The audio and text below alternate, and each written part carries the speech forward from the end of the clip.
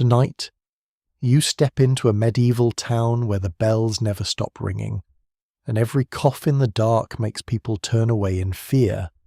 The fire is warm, the ale is weak, and somewhere beyond those shuttered windows, the plague is already moving through the streets.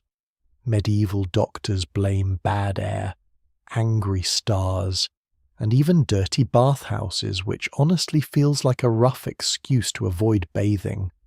And the worst part, if you lived back then, you probably wouldn't even realize you were infected until it was far too late. So, before we wander into this long cold night together, take a moment to like the video and subscribe, but only if you genuinely enjoy these medieval journeys.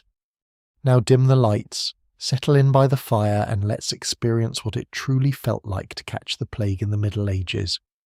Hey guys, tonight you find yourself trudging through the deep brown mud of a medieval road while the last light of evening fades behind distant hills and black winter trees. Your boots drag heavily with every step, wet clay clinging to the leather as cold mist rises from the nearby riverbanks. Ahead, beyond a line of crooked fences and frost-bitten fields, the walls of a market town glow faintly beneath torchlight. Bells ring somewhere beyond the gatehouse, slow and hollow in the damp air, while smoke curls from chimneys into a sky the colour of old iron. A cartwheel creaks somewhere behind you. Horses snort clouds of steam into the evening cold. The smell of wet wool, wood smoke, onions, and muddy straw settles thickly around the road. Medieval travel brochures really oversold this experience. No one ever mentions how every cloak smells faintly of sheep and despair after 3 days of rain. You pull your fur-lined cloak tighter around your shoulders and continue forward beside a handful of pilgrims, traders, and exhausted labourers who say little as darkness gathers. One old man beside you carries a tiny saint's relic tied around his neck with twine. He kisses it every few minutes as though bargaining privately with heaven itself. Truthfully, you probably would not last a week out here. The cold alone feels determined to negotiate directly with your bones. So, before you get comfortable, take a moment to like the video and subscribe, but only if you genuinely enjoy what I do here. And while you settle in tonight, feel free to comment your location and local time. Somewhere out there, another tired traveller is probably listening beneath rain tapping softly against a window. Now dim the lights, maybe turn on a fan for that soft background hum, and let's ease into tonight's journey together. The town gate slowly rises before you through drifting mist and torch smoke. Thick oak doors reinforced with iron bands stand partly open, while guards wrapped in wool cloaks inspect travellers beneath flickering lanterns. One of them coughs hard into his sleeve before waving a farmer through. Nobody comments on it. Men cough all winter in towns like this. Smoke fills the lungs, ale weakens the stomach, and half the roads are basically rivers pretending to be roads. Still, tonight feels uneasy. Even the dogs near the gate seem quieter than usual. You pass beneath the stone archway and step into narrow streets slick with mud and old straw. Rainwater trickles between crooked cobbles. Above you, timber-framed houses lean toward one another so closely that upper windows nearly touch. Beeswax candles glow faintly behind shutters. Somewhere nearby, a baby cries. Somewhere else, someone argues over the price of smoked fish. The town smells alive in the medieval sense of the word, which unfortunately includes tanneries, chamber pots, wet hay, fish guts, and smoke from damp firewood that never fully burns correctly. A monk carrying a lantern brushes past you without speaking. His sandals slap softly against the stones despite the cold. You notice how quickly he lowers his gaze when two travellers ahead begin whispering. Another dead near the river quarter, one mutters. Could be winter fever. Could be worse. That final phrase lingers in the air long after the speakers vanish into the crowd. You continue deeper into town, following signs painted with faded ale cups toward an inn near the market square. The square itself lies half empty beneath gathering darkness. Wooden stalls stand abandoned for the night beneath patched awnings. A few merchants still cover baskets of onions and turnips with rough cloth, while town watchmen light pitch torches one by one along the edges of the square. Near the old well, a woman burns herbs inside a clay dish while murmuring prayers beneath her breath. Some swear rosemary smoke keeps sickness away. Others insist juniper works better. Even now, it is hard to tell whether these customs come from medicine, faith, or simple desperation. No one can quite agree whether the plague first travels through bad air, foreign ships, wandering beggars, sinful living, or angry stars. Medieval people remain wonderfully committed to having absolutely no consensus whatsoever. The inn you finally enter is low-roofed and smoky, with soot-black rafters disappearing into shadow overhead. Warmth hits your face immediately, thick with the smells of cabbage pottage, spilled ale, damp wool, and burning peat. Rushes cover the stone floor beneath long wooden tables scarred by years of knives and tankards. You nearly trip over a sleeping dog beside the hearth. The dog barely opens one eye before deciding you're not important enough to acknowledge. Fair enough. An innkeeper with flour on his sleeves gestures you toward a bench near the fire. Sit while there's room, he grunts. Town fills early these days. You settle heavily onto the bench while a serving girl places coarse bread and a wooden bowl of steaming pottage before you. Tiny bits of leek float on the surface beside something that might once have been turnip or parsnip. Medieval stew enjoys maintaining a certain mystery. At nearby tables, travellers speak quietly beneath the crackling hearth fire. You catch fragments. 3 houses marked already. They shut the chapel doors yesterday. A carter from the south road collapsed in the square. Some say it came from the ports. Some say God sent it. Some say the Jews poisoned wells. That last whisper travels carefully beneath the others, heavy with fear and ignorance both. Even in sleepy taverns beside warm fires, frightened people search desperately for explanations simple enough to hold in cold hands. You eat slowly while staring into the flames. Outside, wind rattles the shutters. A bell tolls once somewhere across town, then twice. The room quiets slightly at the sound. You notice several guests glance toward one another without speaking. One woman grips the wooden cross around her neck so tightly her knuckles pale beneath candlelight. The innkeeper mutters something about another soul departing this world tonight. No one asks who. Medieval towns learn quickly that names become exhausting during sickness. You suddenly realize how tired you feel, not ordinary road tired either. Something heavier settles behind your eyes. Your shoulders ache beneath your cloak. The warmth of the fire feels strangely distant despite sitting directly beside it. You tell yourself it is only the road. 3 days of rain. Poor sleep. Weak ale. The simple misery of existing in the 14th century. Yet when you lift your cup, your hand trembles slightly. Just slightly. Enough for a few drops of ale to spill onto the table. You stare at them longer than necessary. Across the room, another traveller coughs violently into the crook of his arm while nearby guests shift away almost without thinking. The coughing continues too long, too deep, thick and painful. The innkeeper watches with narrowed eyes. Somewhere above, floorboards creak as more guests settle into cramped sleeping lofts beneath wool blankets and smoky rafters. The fire crackles lower. Your head feels warm now despite the cold night pressing against the shutters outside. You rub your hands together slowly and notice an unpleasant chill travelling beneath your skin. Not outside you, inside. And though nobody in this crowded little inn says the word aloud tonight, You can already feel fear drifting softly through the room like invisible smoke. The inn grows quieter as the night deepens, though true silence never really exists in a medieval lodging house. Someone snores behind a nearby curtain. Somewhere overhead, straw shifts beneath restless sleepers. Wind presses softly against the shutters, while rainwater drips steadily from the eaves outside into muddy lanes below. The hearth fire settles into glowing embers that pulse red beneath blackened logs, casting long shadows across the rush-covered floor. You remain awake longer than you intend. Your bowl sits half-finished before you.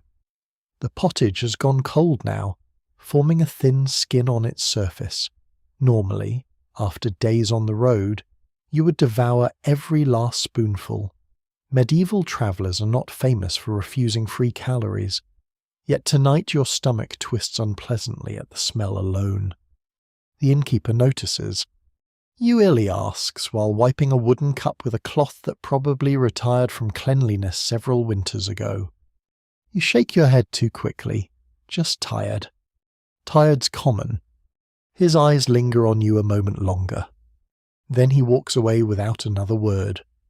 Around you, travellers slowly disappear upstairs toward the sleeping lofts.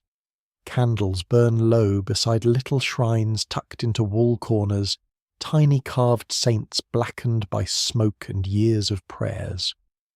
One sailor kneels awkwardly before a painted virgin while whispering for protection before bed. Another man ties a dried sprig of lavender around his wrist. Some swear sweet herbs confuse wandering sickness spirits. Others insist plague follows certain smells the way hounds follow meat carts. No one can quite agree whether illness behaves more like weather, punishment, or an animal with invisible teeth. You lean closer to the hearth and warm your hands, yet the deeper warmth still refuses to come. Instead, heat pulls strangely behind your eyes while cold crawls along your back beneath your cloak. Your skin prickles. A serving girl passes carrying blankets toward the stairs. She pauses briefly beside you. You're pale, she murmurs. You're very honest. She shrugs. No point lying this winter. Then she disappears upstairs with an armful of rough wool blankets that smell faintly of smoke and sheep grease. You try laughing quietly to yourself, but even that feels exhausting. Outside, another bell tolls, this time more distant. A dog begins howling somewhere beyond the market square. Several people in the inn glance nervously toward the sound. There is an old belief in many towns that dogs can smell death before humans can. Some swear they gather outside sick houses long before symptoms appear. Others say monks invented the story simply to explain why medieval dogs howl at literally everything after midnight. Your hands ache now. Not sharply. Just deeply, as though the cold has somehow slipped into your bones themselves. You rise slowly from the bench, intending to climb upstairs before your legs decide otherwise. The room tilts slightly as you stand. You steady yourself against the table and wait for the dizziness to pass. Nobody notices, or perhaps they pretend not to. That may be worse. The sleeping loft above is low and crowded, thick with the smell of damp straw mattresses, unwashed bodies, and extinguished candles. Travellers lie shoulder to shoulder beneath blankets, while rain taps softly against the roof overhead. A single lantern burns near the staircase, throwing weak golden light across rows of sleeping forms. You find an empty pallet near the far wall beneath a narrow shuttered window. The straw crackles beneath you as you lie down. At first the warmth of the blanket helps. Your boots rest beside the pallet, muddy and stiff near the wall. Nearby, someone mutters in their sleep. A merchant farther down the loft grinds his teeth loudly enough to suggest personal vengeance against bread itself. Yet comfort never fully arrives. Instead, Your body feels strangely divided against itself. Hot face, cold hands, heavy limbs. You close your eyes, hoping sleep will smooth everything away by morning. But your thoughts drift uneasily. You remember the whispers downstairs. Another dead near the river quarter. 3 marked houses. The coughing traveller. The nervous glances. The way the monk hurried through the streets without meeting anyone's eyes. Hours seem to pass, though medieval nights make time difficult to measure. Without clocks, people learn to judge darkness through bells, candle lengths, and instinct alone. Somewhere far beyond the inn walls, monastery bells eventually ring for the night office prayers, thin and distant through the rain. You count 7 slow tolls before losing track. Then the fever dreams begin softly. Not full dreams yet, just strange drifting fragments. You imagine river mist curling through empty streets. You picture shutters nailed closed. You hear buzzing flies despite winter cold. Faces appear briefly from memory travellers passed along muddy roads, merchants in crowded squares, children playing near wells. Every face seems slightly blurred. You wake suddenly with your heart pounding. The loft remains dark and still. For a moment you do not know what disturbed you. Then you realize your throat hurts. A dry ache. Small, but undeniable. You swallow hard. Your skin burns beneath a blanket now. Carefully, trying not to wake the others, you sit upright. Sweat cools immediately against your neck despite the cold room. Your head throbs faintly with each heartbeat. The lantern near the stairs flickers lower. In the dimness, you notice someone else awake across the loft, an old woman wrapped tightly in blankets. She watches you silently for a long moment before speaking. You should drink willow bark if the fever comes. Her voice sounds papery in the dark. I'm not feverish. The old woman does not argue. Medieval people often save energy by allowing denial to tire itself out naturally. She reaches beneath her blanket and tosses you a tiny cloth pouch. Dried herbs rattle softly inside. Chew a little if your bones start hurting worse. You thank her quietly. No need, she says. Either it helps or it doesn't. Comforting philosophy. You open the pouch slightly and smell bitter herbs mixed with mint and something earthy you cannot identify. Folk remedies travel endlessly along medieval roads. Some genuinely ease pain. Others are based entirely on dreams, rumours, or one shepherd's cousin surviving an illness 30 years earlier after eating boiled onions beside a shrine. Still, when medicine remains uncertain, people cling fiercely to possibility. You tuck the pouch beside your pallet. Sleep comes again eventually, though unevenly. At some point before dawn, rain stops. The silence afterward feels enormous. Then comes another sound. Coughing. Very close. You open your eyes slowly. The traveller on the next pallet bends forward violently beneath his blanket, trying desperately to muffle the noise into his sleeve. Each cough sounds wet and painful. When he finally lowers his arm, you glimpse fear in his face even through the darkness. He notices you watching. Neither of you speaks. No one else in the loft pretends to be awake, though several bodies nearby remain very still. The coughing man eventually lies back down. You stare upward toward the rafters blackened by years of smoke. Your own breathing suddenly sounds too loud, too warm, too uneven. And as pale grey dawn slowly begins creeping through cracks in the shutters, you feel the first real certainty settling quietly into your chest. Something is wrong. Very wrong. Morning arrives slowly beneath a sky the colour of damp wool. Pale light slips through the shutters and settles weakly across the sleeping loft, revealing tired faces, rumpled blankets, and drifting dust above the straw pallets. The inn begins waking in stages. Someone groans while stretching stiff limbs. A merchant curses softly after knocking over his boots. Downstairs, you hear the scrape of benches against stone floors and the faint clatter of wooden bowls being stacked beside the hearth. Your own body feels heavier than it should. Not enough to keep you from standing, just enough to make every movement strangely deliberate. You sit upright slowly while your temples throb with dull pressure. The little pouch of herbs from the old woman remains beside your blanket. She herself is already gone, leaving behind only flattened straw and the faint scent of mint. Perhaps she left early. Perhaps she simply preferred not to remain near anyone who looked feverish. A reasonable medieval survival strategy, honestly. You pull on your boots and descend the narrow stairs carefully. The warmth downstairs strikes your face immediately, thick with smoke from newly lit fires. Fresh pottage bubbles inside an iron pot near the hearth, while servants carry trenchers of coarse bread between crowded tables. The inn feels different this morning. Quieter. Not empty, never empty, but watchful. People study one another over cups of weak ale and oat porridge.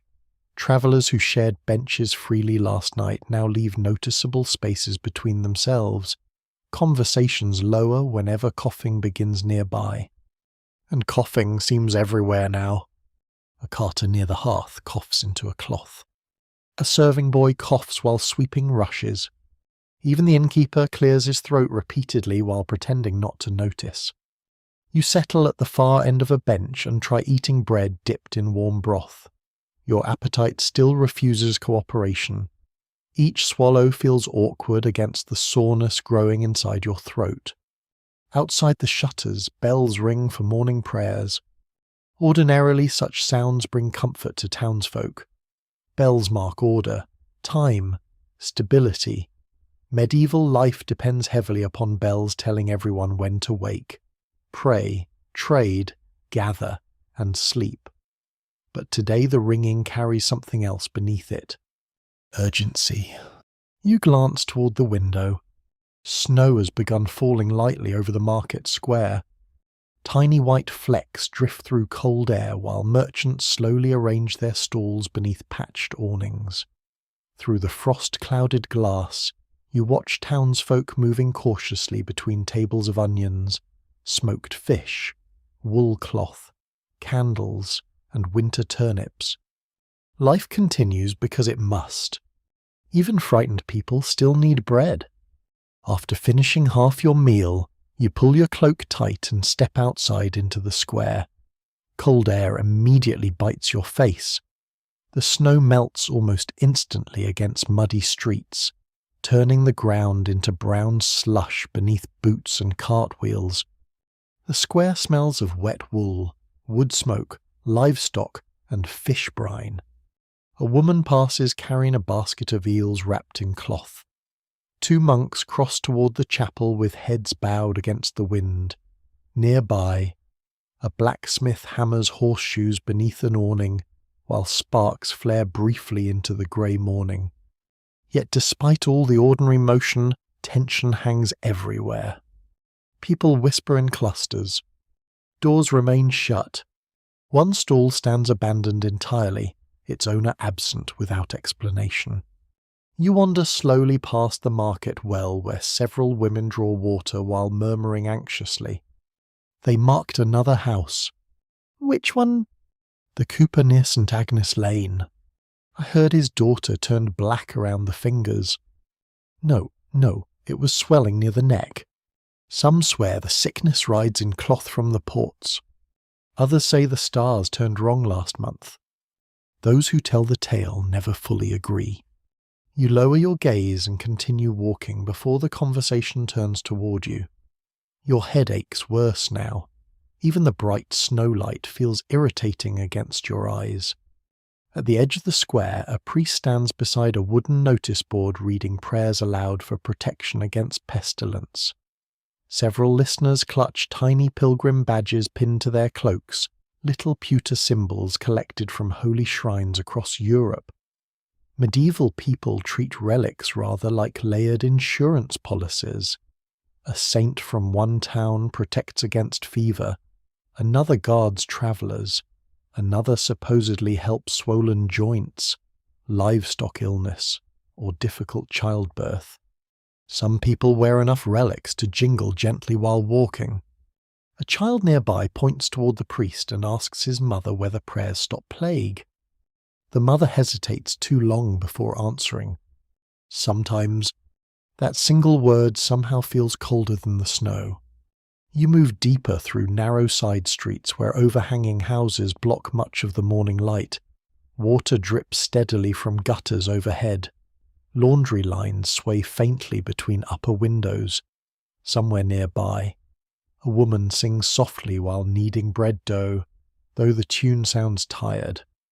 As you pass a butcher's shop, dizziness suddenly rolls through you hard enough to stop your steps entirely. You brace yourself against the wall. Your breathing quickens. The cold stones feel strangely good against your palm. For several moments you remain still while the world steadies around you again.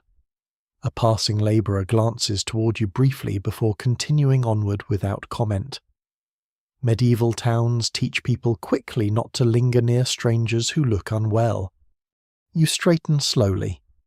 Then you notice the ache beneath your left arm. Small? Tender. You freeze. Carefully, beneath your cloak, you touch the spot again. Pain answers immediately. Not sharp. Swollen. Your stomach tightens. No one can quite agree whether the plague announces itself first through fever, exhaustion, chills, swellings, nightmares, or simple dread. Yet every tale includes the same moment, eventually the moment when suspicion hardens into fear. Snow continues drifting through the alley around you.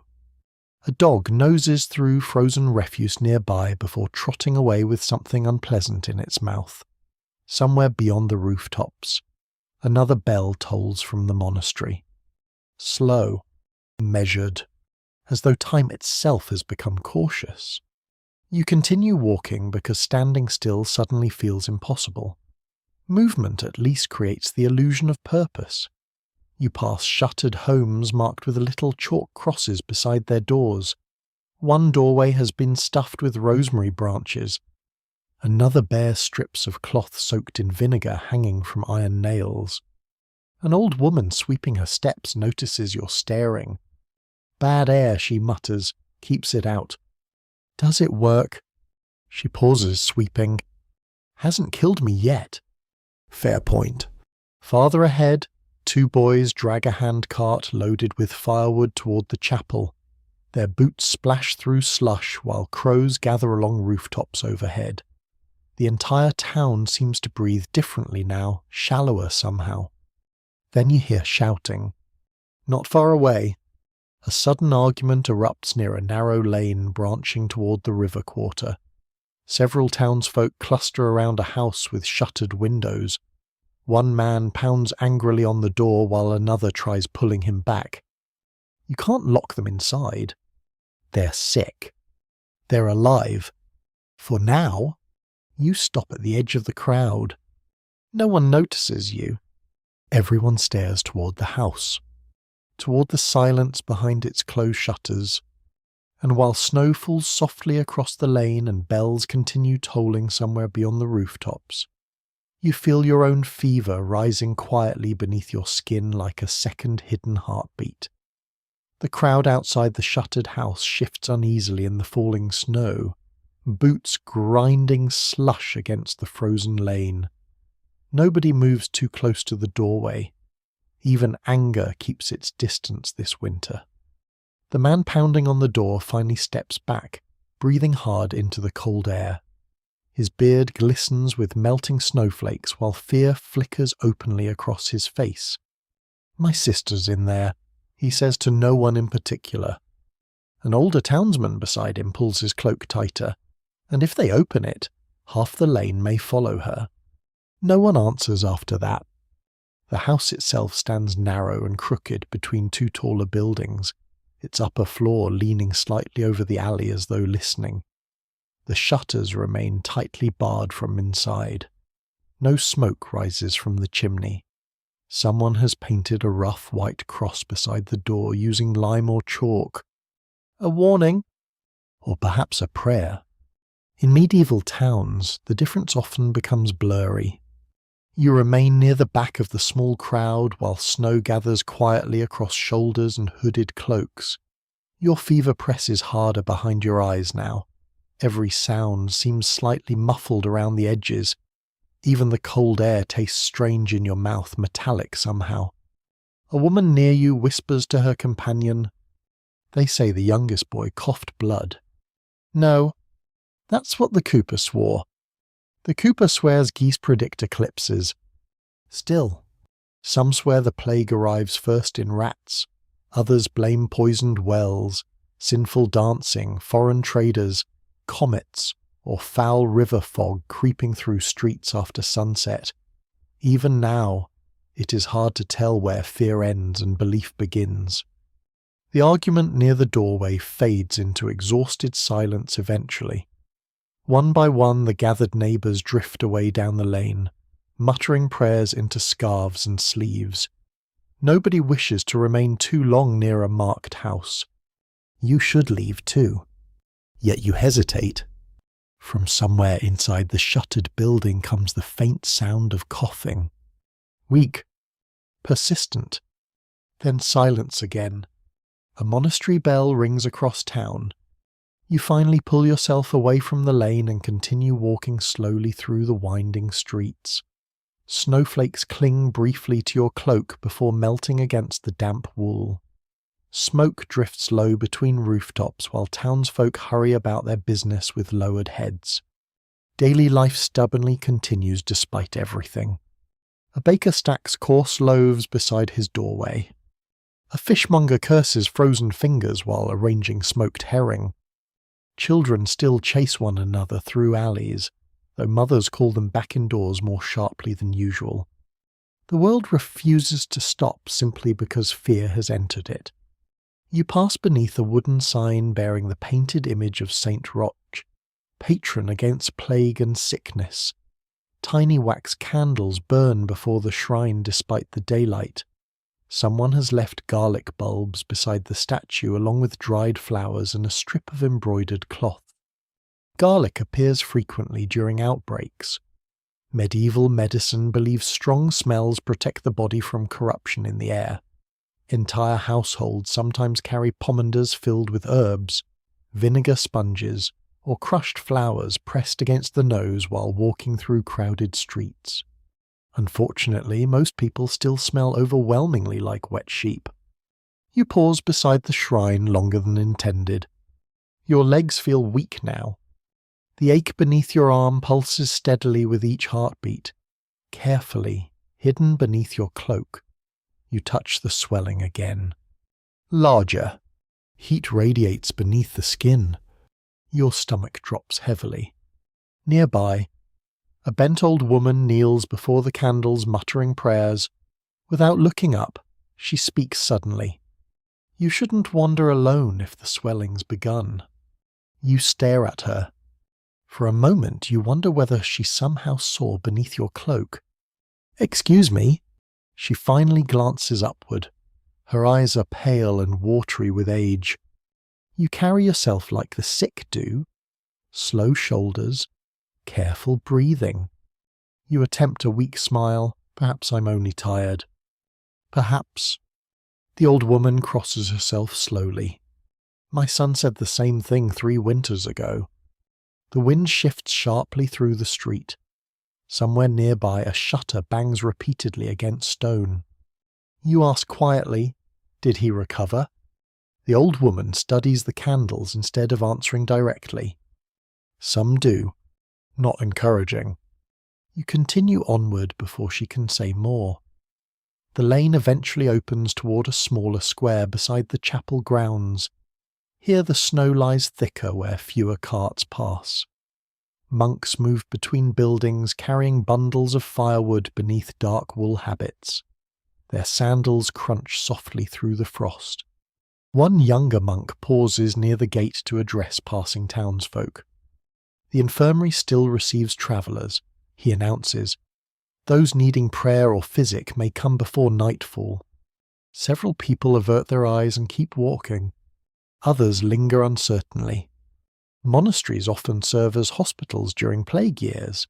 Monks know basic herb lore, bleeding practices, and remedies copied carefully from ancient texts by ink-stained scribes hunched over candlelit desks. Whether these treatments actually help remains another matter entirely. Still, sick people drift naturally toward bells and prayers when answers disappear. You realize suddenly that you're swaying slightly where you stand. The monk notices immediately. You there? You straighten too quickly. The motion sends another wave of dizziness through your skull. Have you travelled far? From the South Road? Any fever? You almost lie. Almost. Then another painful pulse throbs beneath your arm. A little. The monk's expression tightens briefly before smoothing again into practiced calm. Come warm yourself inside. You hesitate near the gate. Behind the monk, the monastery courtyard appears quiet beneath falling snow. Bare trees sway beside stone walkways. Smoke rises from low chimneys while bells echo softly overhead. For one brief moment the place looks peaceful enough to trust. Yet fear whispers otherwise. You think of the marked house, the coughing man upstairs at the inn, the whispers in the market, the swelling beneath your skin. No one can quite agree whether plague spreads through breath, touch, cloth, fleas, or simple misfortune. But every instinct inside you suddenly fears enclosed spaces full of sick strangers. The monk seems to understand your hesitation. You need not stay long, he says gently. At least sit near the fire.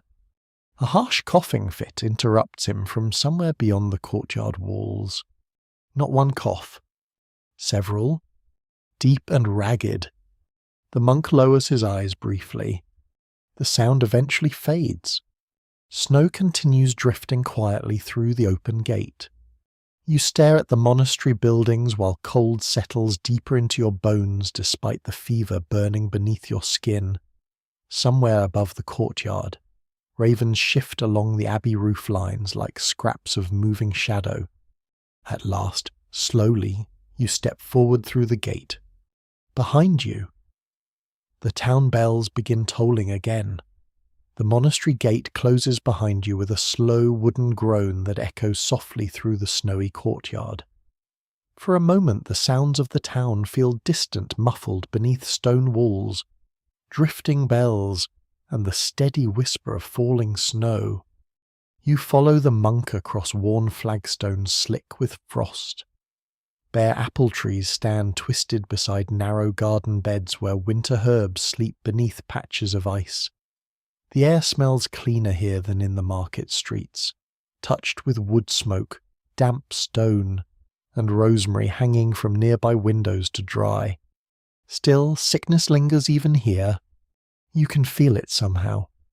Not as a smell exactly, more like tension woven quietly through the place. Other monks move silently between buildings carrying baskets, water pails, bundles of linen. One pauses to cough sharply into his sleeve before hurrying onward. Another rings a small handbell near the chapel door to summon brothers for prayer. The monk guiding you keeps his pace measured and calm. You arrive before dawn, he asks. Last night. From the southern road. You nod. He sighs softly through his nose. Many travellers lately. That sounds unfortunate. It has become educational. A dry sense of humour survives even in monasteries, apparently. You pass beneath a covered walkway where melted snow drips steadily from wooden beams overhead. Beeswax candles flicker inside alcoves holding painted saints with worn golden halos. Someone has left offerings beneath one statue, dried apples, a ribbon, and several copper coins darkened by age. Pilgrims often believe saints behave rather like local officials. Proper gifts encourage proper attention. The monk finally leads you into a long stone chamber warmed by a central hearth. Heat rolls toward you immediately, carrying the smells of lavender, sage, vinegar, old parchment, and damp wool blankets. The infirmary. Rows of pallets line the walls beneath narrow windows covered with stretched cloth instead of glass. Several patients lie sleeping beneath rough blankets, while others stare weakly toward the ceiling beams overhead. Candles burn steadily beside bowls of steaming herbs. The room remains remarkably quiet except for occasional coughing and the crackle of firewood. A grey-haired monk looks up from grinding herbs with a mortar and pestle. His fingers are stained green from crushed plants. Another traveller. The younger monk nods. Fever. Swelling, perhaps. Those final words settle heavily into the room. You suddenly become aware of several patients glancing toward you from their pallets. The older monk wipes his hands slowly on a linen cloth. Sit near the fire. You obey, lowering yourself carefully onto a wooden stool beside the hearth. Warmth spreads across your boots and aching hands. For a moment, exhaustion nearly drags you asleep right there beside the flames. The older monk kneels before you. What symptoms? Fatigue, fever, soreness. Where? You hesitate, then gesture quietly beneath your left arm. He studies your face a long moment before speaking again. You may show me. Medieval dignity has limits, unfortunately. Reluctantly, you loosen your cloak and tunic enough for him to inspect the swelling beneath your arm. His expression barely changes, though his silence lengthens noticeably. That hurts, he asks. Yes. How long? Since morning. The monk presses gently against the swollen area. Pain flashes instantly through your side.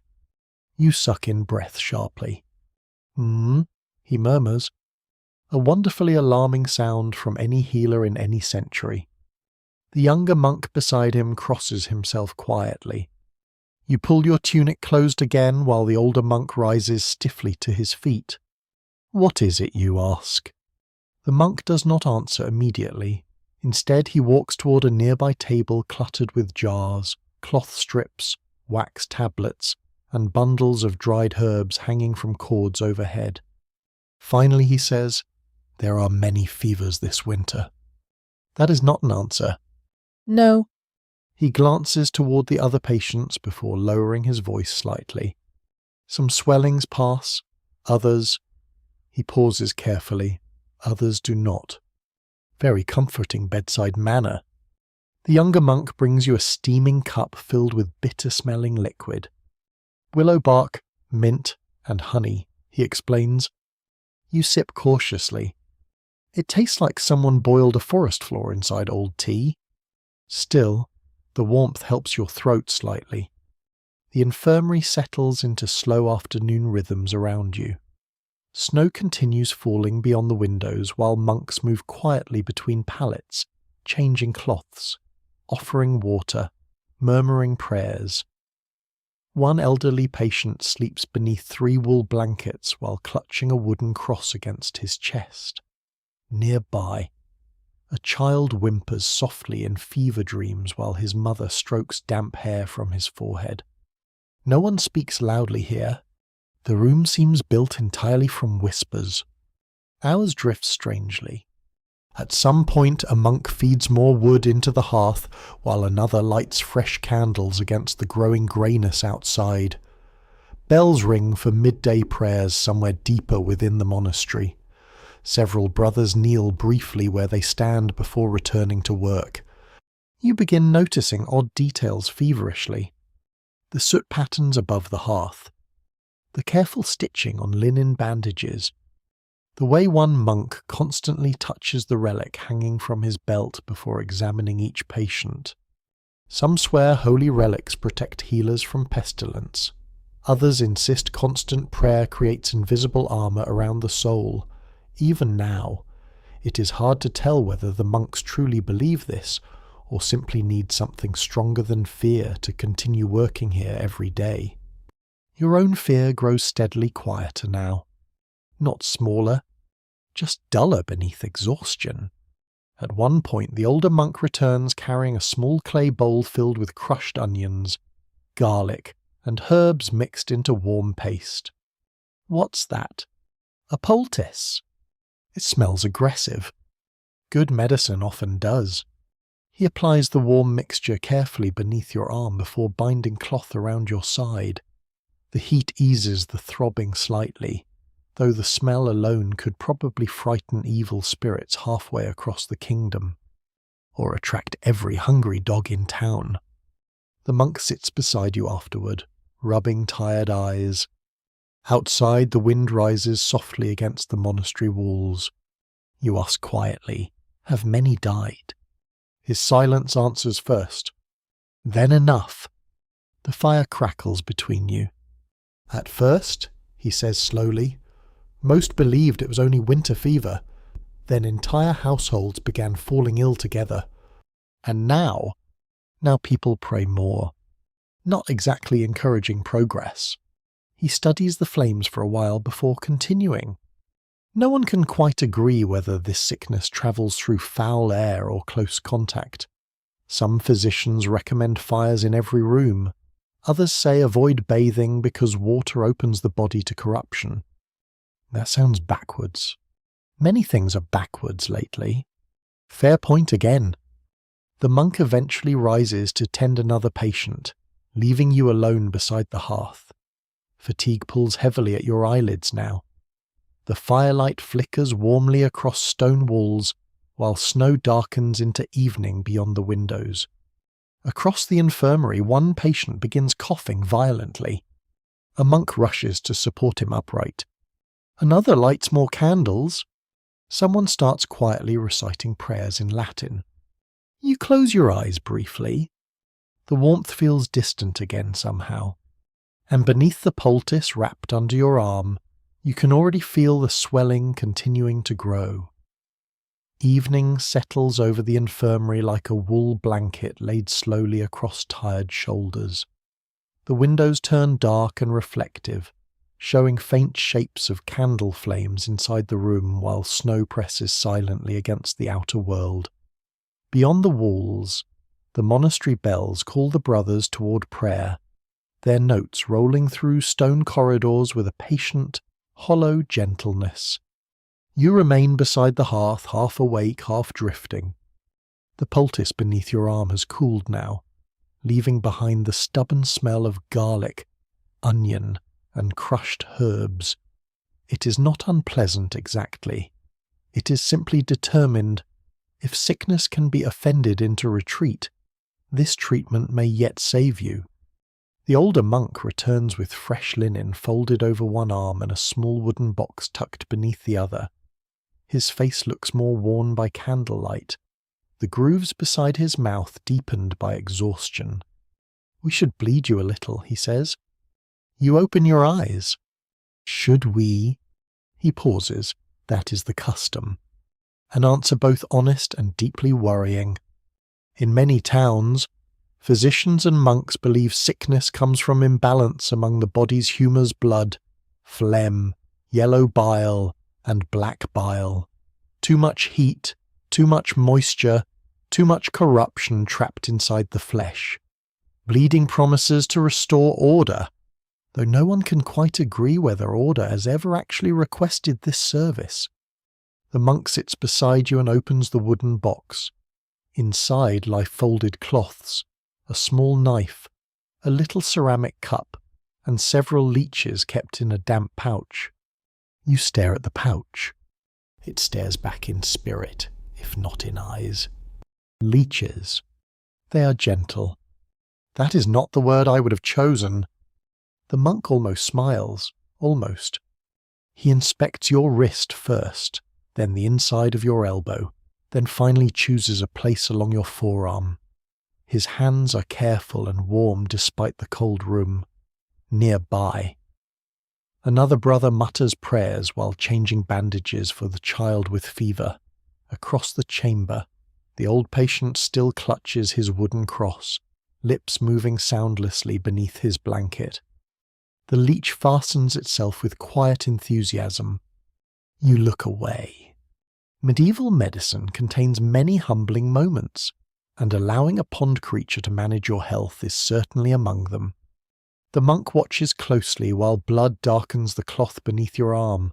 A little only, he says. You are already weak. How reassuring. Too much bleeding weakens the body. Has anyone told the leech? This time the monk does smile, very faintly. Before removing the creature with a sprinkle of salt, he cleans your skin with vinegar that stings sharply, then wraps your arm with linen. The smell of vinegar rises bright and sour through the warmer smells of smoke and herbs. Some swear vinegar purifies corrupted air.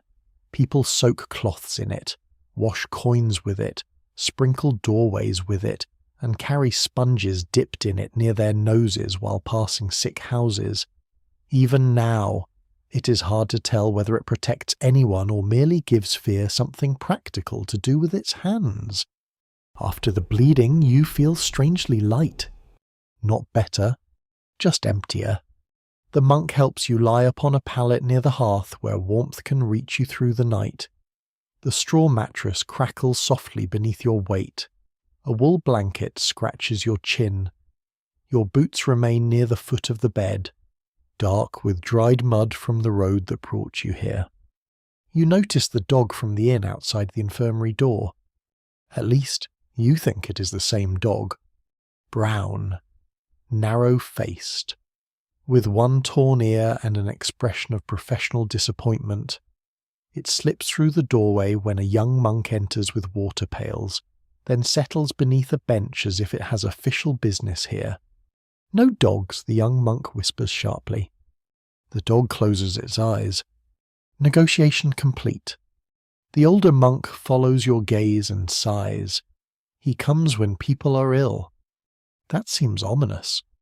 He also comes when there is cheese. A fair correction. Night thickens. More candles are lit.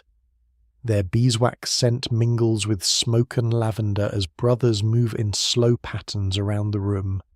You sip another bitter drink, this one mixed with sage and honey. It scratches your throat less than the first, though your stomach still turns against food. A lay healer from the town arrives after dark, wrapped in a patched cloak dusted with snow. She carries a basket of remedies: dried rue, elderberries, angelica root, linen packets of powdered charcoal, and a little charm written on parchment so small it could hide beneath a coin. She kneels beside your pallet and studies your face. Dreaming yet? A little. Bad dreams. Strange ones. She nods as though this confirms something important. Some healers believe dreams reveal the path of illness through the body. Others believe fever dreams are messages from saints, devils, ancestors, or overheated soup. Those who tell the tale never fully agree, which is convenient because fever rarely provides a clear signature. The woman ties the tiny parchment charm to the cord of your blanket. What does it say, you ask? A holy name. Which one? She shrugs, best not to trouble it. That feels very medieval. She then crushes lavender between her fingers and holds it beneath your nose. The scent rises soft and purple in your mind, sweet against the sourness of vinegar and sweat. For the first time in hours, you breathe more easily. Keep sweet smells near, she murmurs. Bad air likes foul corners. The older monk does not contradict her, though his mouth tightens slightly. Perhaps he disagrees. Perhaps he simply dislikes lavender receiving more confidence than scripture. Across the infirmary, someone begins softly singing a hymn. The melody trembles at first, then steadies as two more voices join. Latin words rise gently among the pallets, low and tender. Not grand like chapel singing, but close, almost domestic. A song for people too weak to sit upright. You listen with your eyes half closed. Your body aches deeply now. Every joint feels packed with cold ash. The swelling beneath your arm pulses despite the poultice. Sweat gathers along your hairline while your hands remain icy under the blanket. The healer touches your forehead. Hot. I had noticed. Still witty. Barely. Good, she says. The dead are poor conversationalists. It should not comfort you, yet somehow it does. Later, the monks bring supper for those able to eat. Thin barley broth, coarse bread softened in ale, a little smoked fish for strength. You manage a few spoonfuls before nausea rises again. The dog beneath the bench receives a scrap from someone's trembling hand and accepts it solemnly, as though performing a sacred duty. Hours stretch and fold. The fire burns lower. Snow stops outside. Somewhere deep in the monastery, scribes continue working by candlelight, copying saints' lives and medical recipes into manuscripts with ink-stained fingers. One such recipe, the older monk tells you when he passes again, recommends powdered emerald for fever if a patient can afford it. You cannot. This is probably for the best. At last, the infirmary settles into night watch. One monk remains awake beside the hearth, turning pages in a prayer book. Another dozes upright on a stool. The lay healer sleeps wrapped in her cloak near the door. You lie still beneath your scratchy blanket, lavender near your nose, charm tied to the bedding, vinegar on your skin, leech bite throbbing faintly on your arm. So many protections, so little certainty. Beyond the walls, the town waits in darkness. Behind shuttered windows, families whisper. In the market square, abandoned stalls stand beneath frost. Somewhere a house remains closed with a white mark beside its door. You breathe slowly. In, out. The bell rings once in the distance. Then silence. And in that silence your fever climbs higher, quiet and patient as a monk ascending a stair in the dark. You wake sometime before dawn to the sound of wheels grinding slowly over frozen ground outside the monastery walls. For several moments you lie still beneath the wool blanket, listening through layers of fever and drifting sleep. The cart moves heavily, wood creaking under weight. Hooves clop softly against icy stones. No voices accompany it. That feels wrong somehow. Medieval carts almost always involve shouting. You turn your head toward the nearest window where pale blue darkness presses against the cloth covering. Frost feathers the edges of the frame. The hearth beside your pallet has burned low during the night, leaving only dim red coals and the faint smell of ash. Your body aches everywhere now. Not sharply, broadly, as though the fever has quietly unpacked itself into every joint while you slept. The swelling beneath your arm throbs steadily beneath fresh bandages. Your throat burns dry. Even lifting your hand feels oddly difficult. Across the infirmary, two monks speak in hushed voices near the doorway. Rivergate before sunrise. Families already gone. Left half their furniture. You close your eyes again briefly. The town is emptying. Not all at once. Medieval people rarely do anything efficiently enough for that, but slowly, steadily. Carts begin rolling north toward relatives, villages, remote farms, monasteries, anywhere beyond the walls where air feels cleaner and neighbours fewer. Those with money flee first. They always do. A bell rings softly for pre-dawn prayers. One of the monks stirs the fire back to life while another moves between pallets offering water cups. The dog with the torn ear still sleeps beneath the bench near your feet, curled tightly into itself against the cold. You envy its certainty. The older monk eventually reaches your bedside carrying a lantern and a steaming bowl. You should drink. What is it? Broth. You peer suspiciously into the bowl.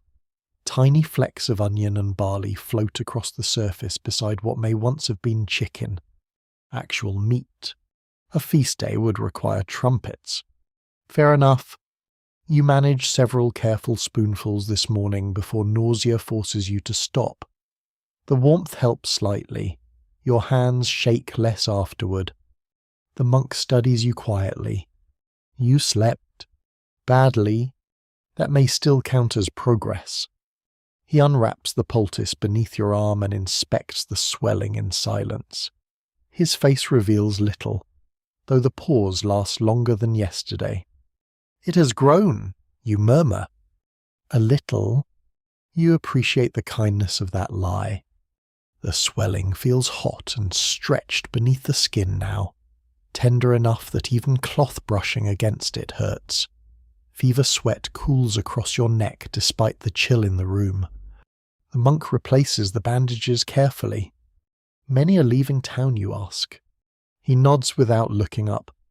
Merchants departed before dawn, several wealthy households too. And everyone else. They remain, because they must. Fields still need tending, bread still requires baking, animals still need feeding through winter mornings whether plague walks the streets or not. Poor people rarely possess the luxury of strategic retreat. Outside the infirmary windows, grey dawn slowly spreads across the monastery grounds. Snow lies crusted over the gardens now, marked with wagon tracks leading toward the outer gate. Ravens hop along the stone walls pecking at frozen scraps. The younger monk enters carrying bundles of firewood against his chest. Another family arrived, he tells the older brother quietly, from the eastern lane. How many? 5. Alive. A pause. 4. The room falls briefly silent except for crackling firewood. No one comments further. By full morning, the infirmary grows busier. Townsfolk begin arriving in cautious clusters seeking remedies, prayers, reassurance, or simply news. One woman carries a feverish child wrapped entirely in blankets. A cooper with swollen glands near his jaw sits shivering beside the hearth. An elderly labourer complains of chest pain while insisting he must return to work before midday. The monks attempt calm order amid the growing strain. Herbs are measured. Bandages boiled. Candles replaced. Prayers repeated. You watch everything through heavy-eyed exhaustion while resting against the wall near your pallet. At times the room seems distant, almost underwater. Voices blur strangely. Firelight pulses too brightly. Yet certain details remain sharp. The smell of rosemary drying near the hearth. The constant dripping of melted snow from cloaks hung by the door. The little dog accepting scraps solemnly from frightened patients like a tiny furry priest.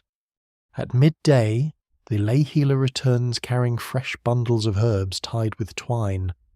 Juniper's nearly gone in the market, she mutters. People burn it by the handful now. Does it help? Asks the younger monk. She shrugs. It smells hopeful. That may be the most accurate medical statement anyone has made all week. She pauses beside your pallet afterward and presses cool fingers briefly against your wrist. Still strong, she says. You sound surprised. I am comforting again.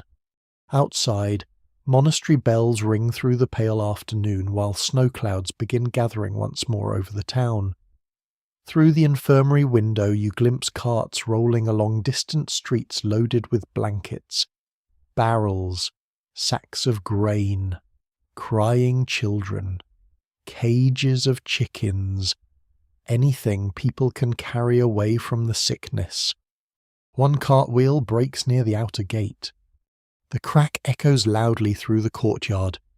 Several monks hurry to help, while the family beside the cart simply stands there in exhausted silence. staring at their collapsed wheel as snow drifts softly around them. Even now, it is hard to tell whether plague destroys people more through sickness or helplessness. Later in the afternoon, a travelling peddler arrives seeking shelter. He wears 3 pilgrim badges pinned to his cloak and carries enough garlic round his neck to season an entire monastery kitchen. "Bad roads southward," he announces to anyone listening. "Villages closing gates before sunset now." Nobody seems surprised. He also claims a physician in another town wears a bird-like mask stuffed with herbs to protect himself from disease. Several patients stare skeptically at this story. A bird mask? That's ridiculous. No more ridiculous than leeches, someone mutters nearby. An unfortunate point. As evening approaches again, snow begins falling harder beyond the windows. The monastery bells sound softer beneath the weather now, their notes swallowed by thickening clouds. You try standing briefly near sunset. The room tilts immediately. The younger monk catches your arm before you fall. "Easy. I only wish to walk." Then choose a century with better medicine. You laugh weakly despite yourself, though the motion hurts your chest. He helps you sit again beside the hearth where warmth presses gently against your fevered skin. Nearby, the cooper begins coughing harshly into blood-flecked cloth, while his wife stares into the fire with hollow eyes. Nobody in the room reacts dramatically anymore. Fear has grown too tired for theatrics. Night settles slowly over the monastery once more. Candles glow against stone walls. Snow thickens outside. Somewhere beyond the gates, more carts continue rolling away from town beneath dark skies. And deep beneath your exhaustion, a quiet realization finally settles fully into place. You're no longer merely passing through this plague-stricken world. Now you belong to it. By the next morning, the infirmary has grown too crowded for quiet. Not loud exactly. No one here has energy for loudness anymore, but the room fills with small human sounds that gather like smoke beneath the rafters, coughing, muttering, shivering, whispered prayers, the scrape of stools, the splash of water poured into bowls, the soft crackle of fresh rushes spread across the floor. You lie awake beneath your wool blanket while grey daylight seeps through the windows. The swollen place beneath your arm burns with a deep, pulsing heat. Your head feels stuffed with wool. Your mouth tastes bitter from herbs, vinegar, and fever. Near the hearth, the older monk speaks with 2 town officials wrapped in heavy cloaks. Their boots leave dark puddles on the stone floor. "No more room," the monk says quietly. The guest house. Full. The storehouse. Food must remain dry. One official rubs his face with both hands, then the old pest house. At that phrase, several patients look up. You have heard of such places, though mostly in roadside whispers, rough shelters beyond the main streets, used when towns cannot decide whether to care for the sick or simply place them somewhere less visible. No one can quite agree whether a pest house is mercy, exile, or both. By midday, the decision reaches your palate. "You must be moved," the younger monk tells you gently. You stare at him through the fever haze. That sounds ominous. "It is warmer than it used to be." Wonderful, a glowing review. He helps wrap your cloak around your shoulders. The motion sends pain through your side, and you have to pause with your eyes closed while the world steadies. The dog with the torn ear watches from beneath a bench, then rises and follows as though appointed to supervise your departure. Outside, the courtyard is bitterly cold. Snow crunches beneath boots. A handcart waits near the infirmary door, lined with straw and old blankets. 2 other patients already sit inside it, wrapped against the wind. One is the cooper's wife, pale and silent. The other is a young apprentice boy with fever-bright eyes and a charm tied around his wrist. You are helped into the cart. The straw smells damp. The sky hangs low and colourless above the monastery roofs. As the cart begins moving, wheels bump over frozen ruts in the courtyard, and each jolt sends pain through your aching body. You grit your teeth and clutch the blanket around you. The younger monk walks beside the cart carrying a lantern despite the daylight, while another brother murmurs prayers under his breath. You pass through the monastery gate and back into town. The streets look emptier than before. Shutters are closed along entire lanes. Smoke rises from fewer chimneys. Market stalls stand half-covered beneath sagging cloths. A few townsfolk pause to watch the cart pass, then quickly look away. One woman crosses herself. A child points until his father pulls his hand down sharply. Medieval people can be very skilled at compassion from a safe distance. Near the market well, someone has scattered fresh rushes and rosemary branches across the mud. The smell rises sharp beneath the wheels as the cart rolls over them. Some swear herbs underfoot cleanse the air. Others say the scent pleases saints. Those who tell the tale never fully agree, especially when sweeping duties begin. The old marked house in the river lane passes briefly on your left. Its shutters remain closed. The white cross beside the door has blurred from snow and rain. No sound comes from inside now. You look away. The pest house stands beyond the densest part of town, near a ditch and a small stand of leafless trees. It is a long, low building with patched walls, a sagging roof, and smoke leaking uncertainly from a chimney that seems to be negotiating with collapse. Inside, the air is dim and warm in patches. A central fire burns low beneath a hole in the roof where smoke escapes badly but enthusiastically. Pallets line the walls. Blankets hang between some of them for privacy. Candles glow in niches beside bowls of vinegar, sprigs of lavender, and little wooden crosses. It is not peaceful, but it is not abandoned. A woman with rolled sleeves directs helpers while carrying water from pallet to pallet. Two monks arrange blankets near the far wall. Someone has placed a painted image of Saint Sebastian near the hearth, pierced with arrows and looking remarkably calm about it. The younger monk helps you settle onto a pallet near the fire. Rest here, he says. Am I meant to do anything else? Survive, ideally. A fair assignment. The dog slips inside behind you and curls near the hearth. No one stops him this time. Afternoon fades slowly into evening. More sick townsfolk are brought in by cart, by relatives, by monks, by neighbours who leave quickly after delivering them. The pest house fills with the muted work of endurance. Water is warmed, cloths are rinsed, broth is spooned carefully between cracked lips. Prayers rise and fall like breathing. You drift in and out of sleep. At one point you wake to find the lay healer kneeling beside you, replacing the lavender near your pillow. You followed me, you murmur. I follow work. And plague. That too, lately. She gives you water sweetened with honey and checks the swelling beneath your arm. Her face remains calm, though her eyes soften. Bad. Not good. Honest as ever. Lying wastes candles.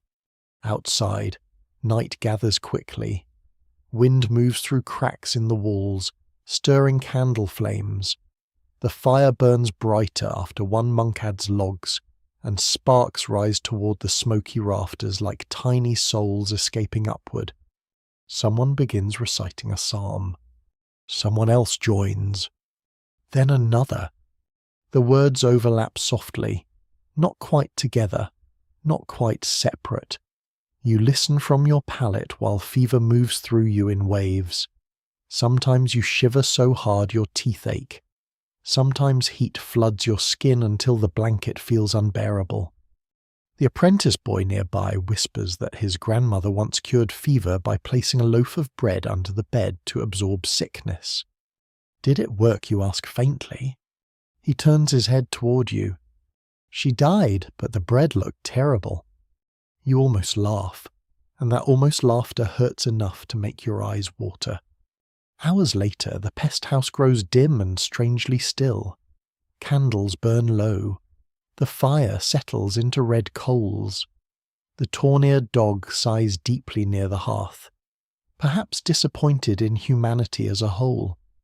Through a crack in the wall, you glimpse the town lights far away, tiny flames behind shutters, trembling in the cold. You breathe slowly. In. Out.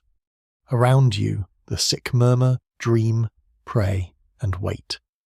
And above the roof, beyond smoke and winter cloud, unseen stars turn in a sky medieval physicians will later blame for everything. Morning arrives inside the pest house not through sunlight, but through sound. Coughing first, then low voices, then the scrape of iron pots being dragged toward the fire. You open your eyes slowly to the grey glow of dawn filtering through cracks in the walls. Smoke hangs low beneath the rafters, caught between warmth and cold. Your blanket smells of wool, vinegar, sweat, and faint traces of lavender crushed sometime during the night. For several moments you simply lie still listening. Someone nearby whispers prayers in Latin. Someone else groans softly in sleep. The fire crackles as a monk stirs the coals back to life with a poker. And outside, faint beneath the wind, bells ring from the monastery tower. You focus on the bells because they sound steady.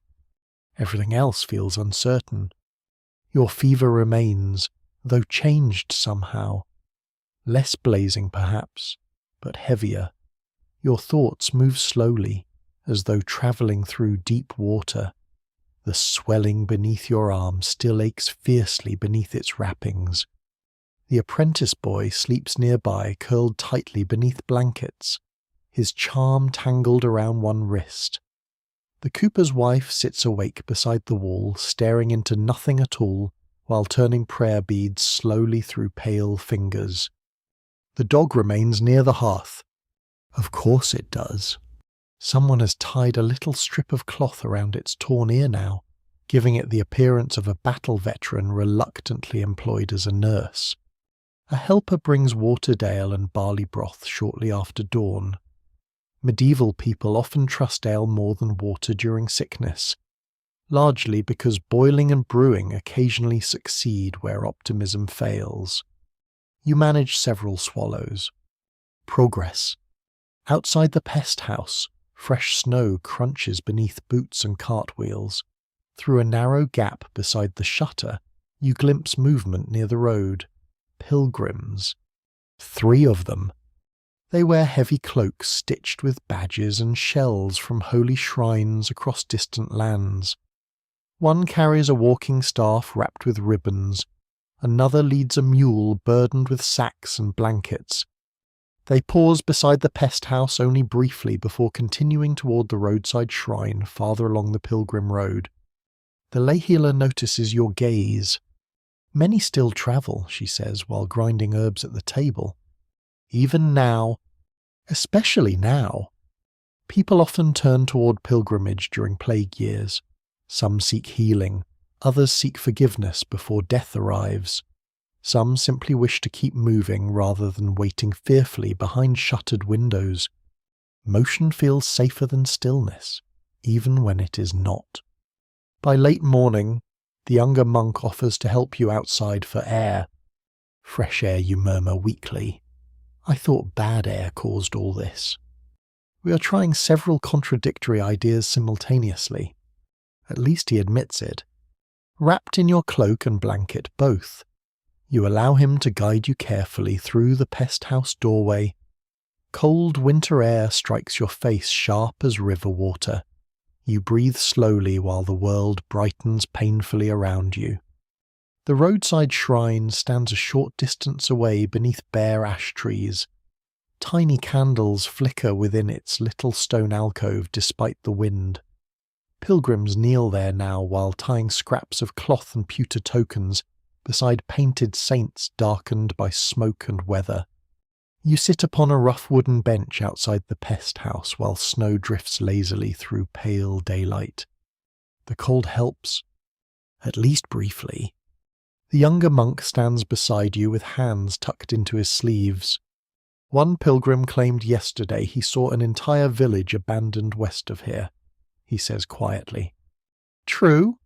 He shrugs. Travellers collect stories the way cloaks collect fleas.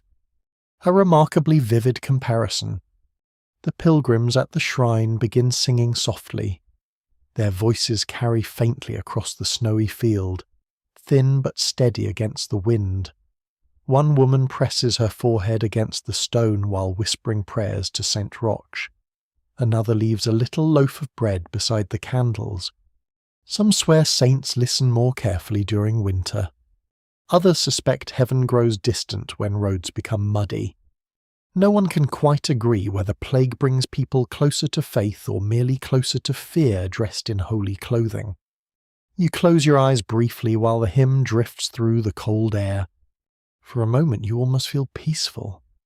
Then dizziness surges suddenly through your body. Your vision darkens at the edges.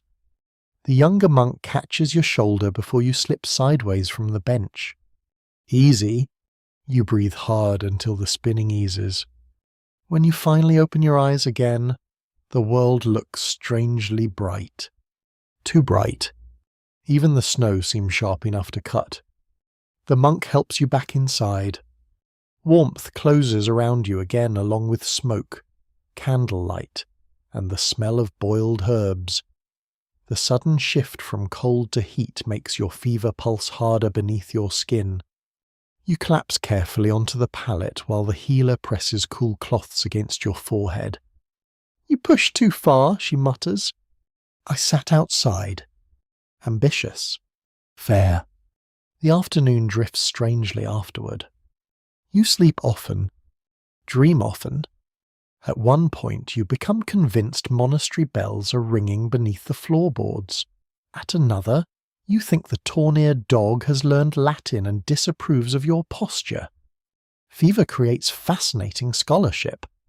Between dreams, you hear fragments of conversation floating through the pest house. A cart overturned near the south road.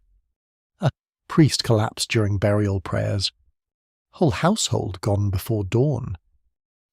Pilgrim still heading east.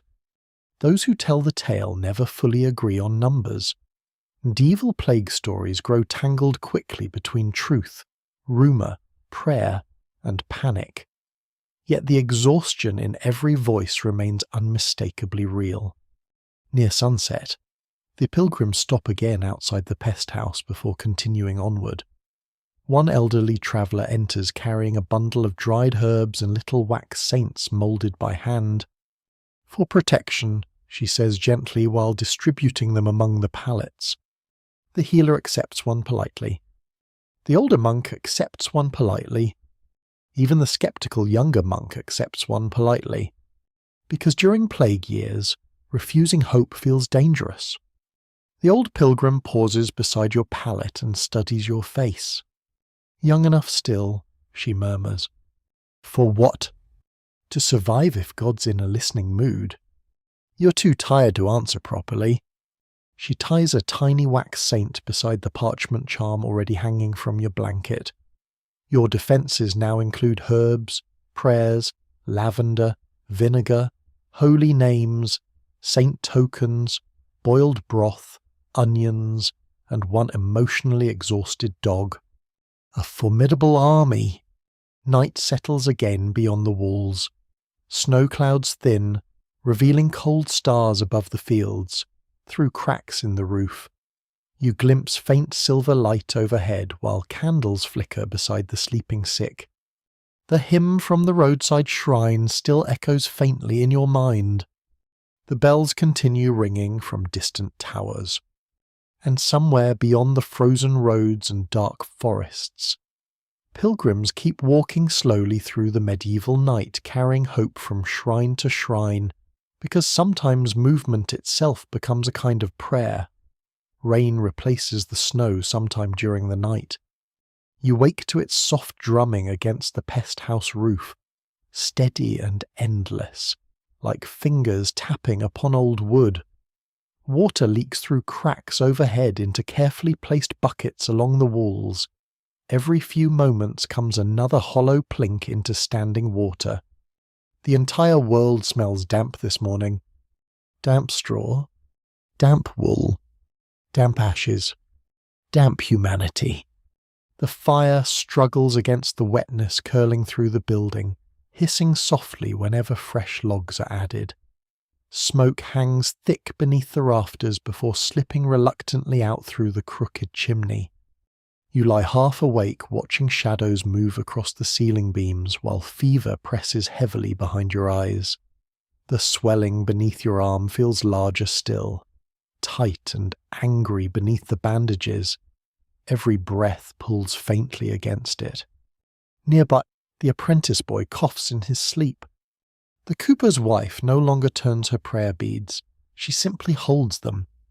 The torn-eared dog remains beside the hearth, though even it looks tired now, chin resting heavily upon crossed paws.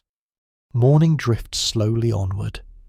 A helper moves through the pest house, distributing warm broth and bits of coarse bread softened in ale. You force yourself to eat despite the nausea. The healer insists strength matters. Strength for what you murmur. She pauses. Tomorrow. An annoyingly reasonable answer. Outside, rain transforms the frozen roads into mud once more. Through the open doorway you glimpse Abbey Fields stretching grey beneath the clouds. Monks and labourers still work there despite the weather, cloaks darkened with rain while they haul turnips from winter storage pits and repair fencing bent by snow. Life continues because hunger does not politely pause for plague. Toward midday, a wagon arrives from the abbey carrying blankets, firewood, and 2 monks drenched nearly to the bone. They unload supplies while muttering about flooded roads and frightened villagers refusing travellers entry after sunset. "One farm rang bells until we left," says one monk. "They thought we carried sickness." "We probably do," replies the other. A refreshing level of honesty again. The older monk from the infirmary arrives with them, carrying a satchel stuffed with folded papers and little ceramic jars. Rainwater drips steadily from his hood as he enters the pest house. He looks more exhausted than before. Dark shadows sit beneath his eyes now. His hands shake slightly while removing wet gloves. "How fares everyone?" asks the healer. The monk exhales slowly. "As before," which in plague times rarely means anything good. He kneels beside your pallet after checking several others. "Fever." "Yes." "Dreams." "Too many." He unwraps the swelling carefully. Even his practiced expression tightens faintly at the sight. "That bad?" you ask quietly. "I've seen worse." Another comforting sentence. He cleans the area with vinegar again while rain rattles against the roof overhead. The sting bites hard enough to make your vision blur briefly. "Sorry," he murmurs. "You don't sound sorry." "I'm conserving energy." Reasonable. After rebinding the swelling, he sits beside the pallet longer than usual. Around you, the pest house murmurs with low voices, coughing, dripping rainwater, and the crackling fire. "The abbey fields still need planting plans," he says suddenly. You blink at him. "What?" "The brothers argue over spring grain already." During plague. Especially during plague. He rubs tired fingers across his brow. If spring comes and no one prepared, then sickness will not matter much. Hunger finishes what fever begins. The thought settles heavily between you. Outside, labourers continue crossing muddy fields beneath rain because next season still approaches no matter how many bells toll this winter. Even now, it is hard to tell whether medieval life survives through resilience or sheer stubbornness. Later that afternoon, new arrivals crowd the pest house again, a miller with dark bruising near his neck, a young mother carrying twin girls wrapped in blankets, an old shepherd who insists repeatedly he only suffers from bad cheese. No one believes him. Space grows tight enough that blankets are hung between pallets for privacy. Candles multiply against the dimness while the smell of rosemary, sweat, and damp wool thickens in the warm air. Then, near sunset, another visitor arrives. Not a monk, not a pilgrim, a physician. The room notices immediately. He enters wearing a long dark robe waxed against rain, leather gloves, and a broad hat dripping water onto the floorboards. Around his neck hangs a pomander stuffed with herbs. His beard is neatly trimmed despite the weather, which somehow feels suspicious already. Several patients stare openly. Physicians remain uncommon enough in smaller towns to carry an almost magical reputation. They speak Latin, study stars, examine urine in glass flasks, and charge alarming amounts of money to suggest bleeding. This one carries himself carefully through the pest house while the monks make room near the hearth. No Mask mutters the younger monk quietly. The physician sniffs. Bird masks are for Italians and dramatists. Disappointing, honestly. He sets down a leather case filled with instruments, folded cloths, and little jars of powder. The smell of cloves and vinegar rises sharply around him. The healer folds her arms. You came far. From the Western Road. How bad there? The physician pauses while removing wet gloves finger by finger. Worse. Silence follows. He begins examining patients one by one, feeling foreheads, inspecting swellings, asking questions about dreams, appetite, chills, bleeding, and bowel movements with deeply medieval determination. When he reaches your palate, his fingers press carefully beneath your jaw and along your wrist. How long fevered? Several days. Travel before symptoms. Yes. Ports. No. He studies the swelling beneath your arm after the monk unwraps it once more. Rain pounds harder against the roof now. Candles flicker. The physician finally straightens. Bad air worsens it, he says, but crowded quarters spread it faster. The healer asks, then which causes it? The physician sighs faintly. If I knew that with certainty, I would not still be travelling through rain toward dying villages. Fair enough. He prescribes more vinegar washing, cleaner straw, burning juniper near the fire, and moderate bleeding for stronger patients. He also recommends avoiding excessive bathing because heated water allegedly opens the pores to corruption. You stare at him. You people really dislike bathing. Bathhouses spread illness. They also spread not smelling terrible. He ignores this entirely. Night deepens outside while rain continues falling over abbey fields, muddy roads, and darkened villages beyond the town walls. The physician remains beside the hearth speaking quietly with the monks, while patients drift toward uneasy sleep. You lie awake listening to their voices blur together beneath fever haze. Stars. Vapours. Humours. Corruption. Prayer. No one can quite agree which enemy they are fighting. Yet everyone keeps fighting it anyway.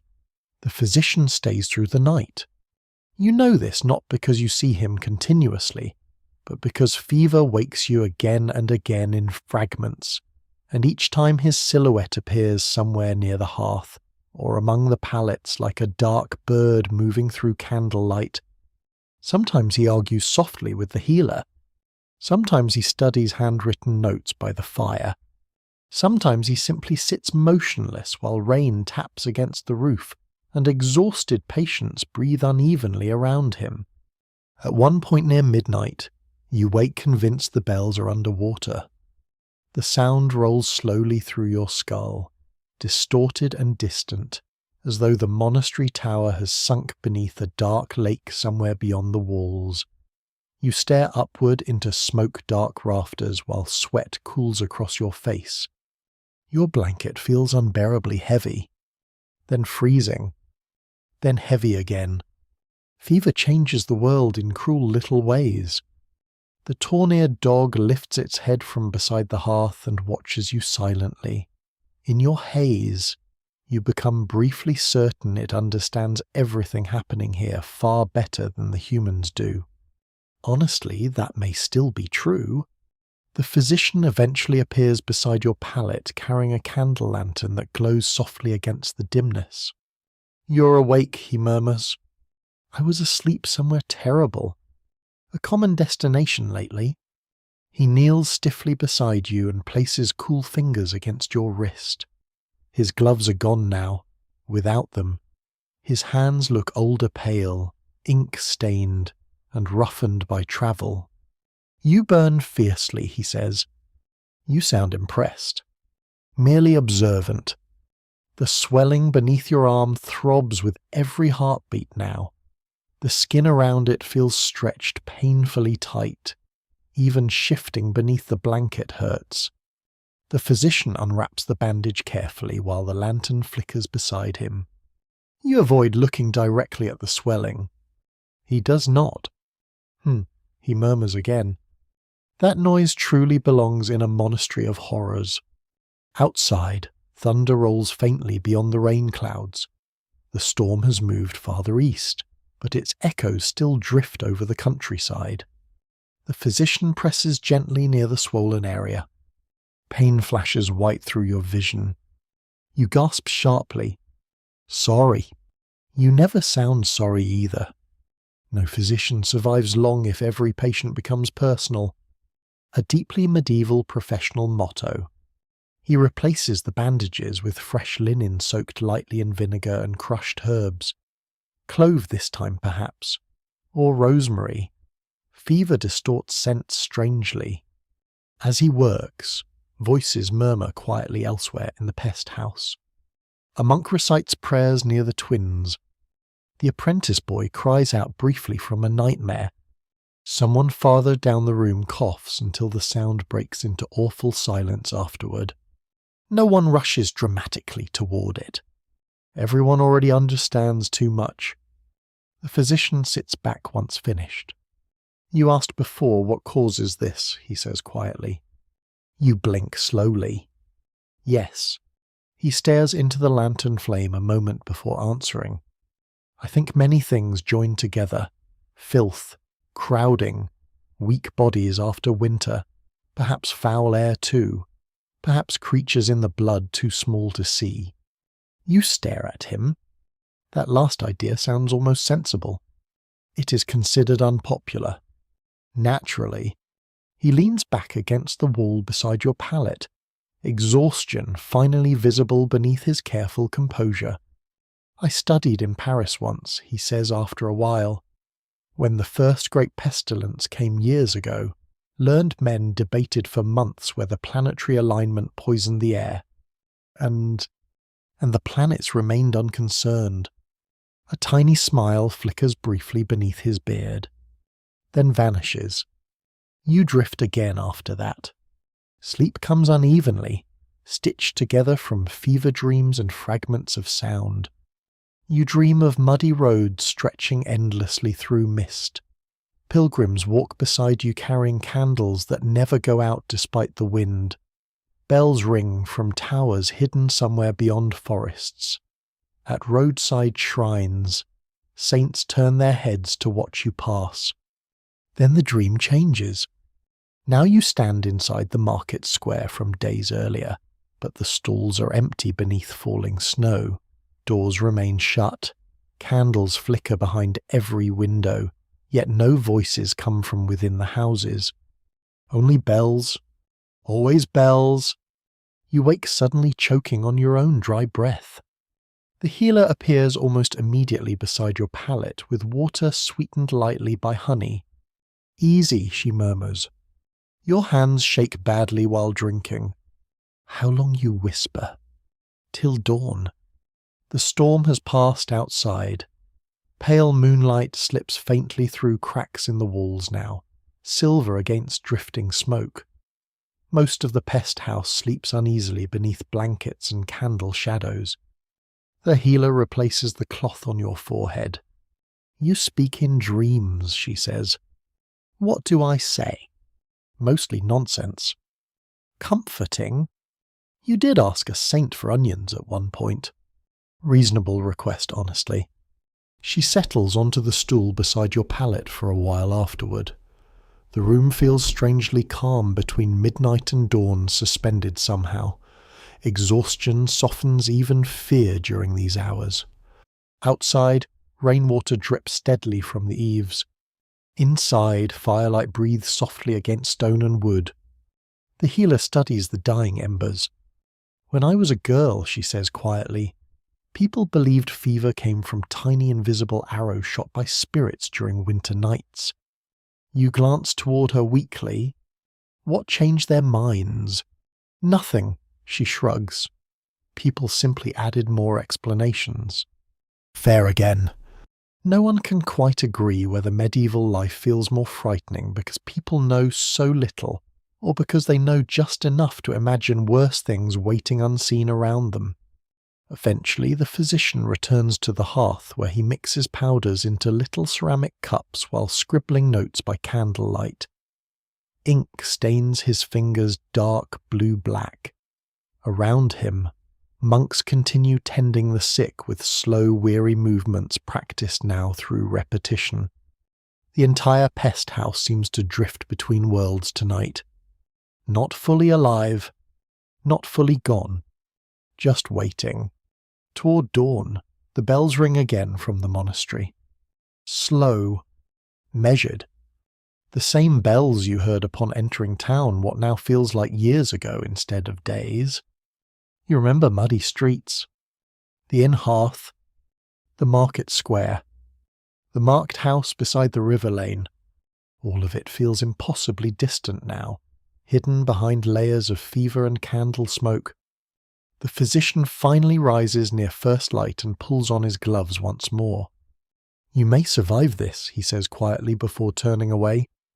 You stare after him. That sounds almost optimistic. It is the closest I allow myself. Then he disappears toward another pallet while dawn slowly begins whitening the cracks in the walls. And somewhere deep beneath your fever, beneath the pain and exhaustion and drifting dreams, the smallest fragile spark of hope flickers uncertainly to life. Dawn arrives pale and cold, sliding through the cracks of the pest house in long grey ribbons.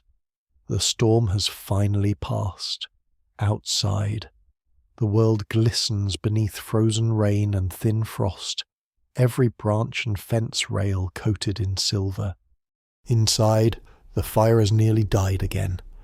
You wake slowly, expecting the familiar crushing weight of fever to greet you immediately. Instead, something feels different. Not good exactly, but changed. Your body still aches. The swelling beneath your arm still burns. Your throat remains raw, and exhaustion clings heavily to your limbs. Yet the violent heat behind your eyes has eased slightly, retreating from a blaze into a deep simmer. You notice it almost suspiciously, as though your own body might be attempting deception. The healer appears beside your pallet carrying fresh water. You're awake earlier. I think the fever broke a little. She studies your face carefully before touching your forehead. Another dangerous medieval sound. Better or worse Better. That single word settles softly into you like warmth beside a winter hearth. Nearby, the apprentice boy sits upright for the first time in days, wrapped in blankets while sipping broth cautiously. His eyes remain hollow with fatigue, but alive. The cooper's wife sleeps at last instead of staring endlessly into the fire. The pest house itself feels quieter this morning.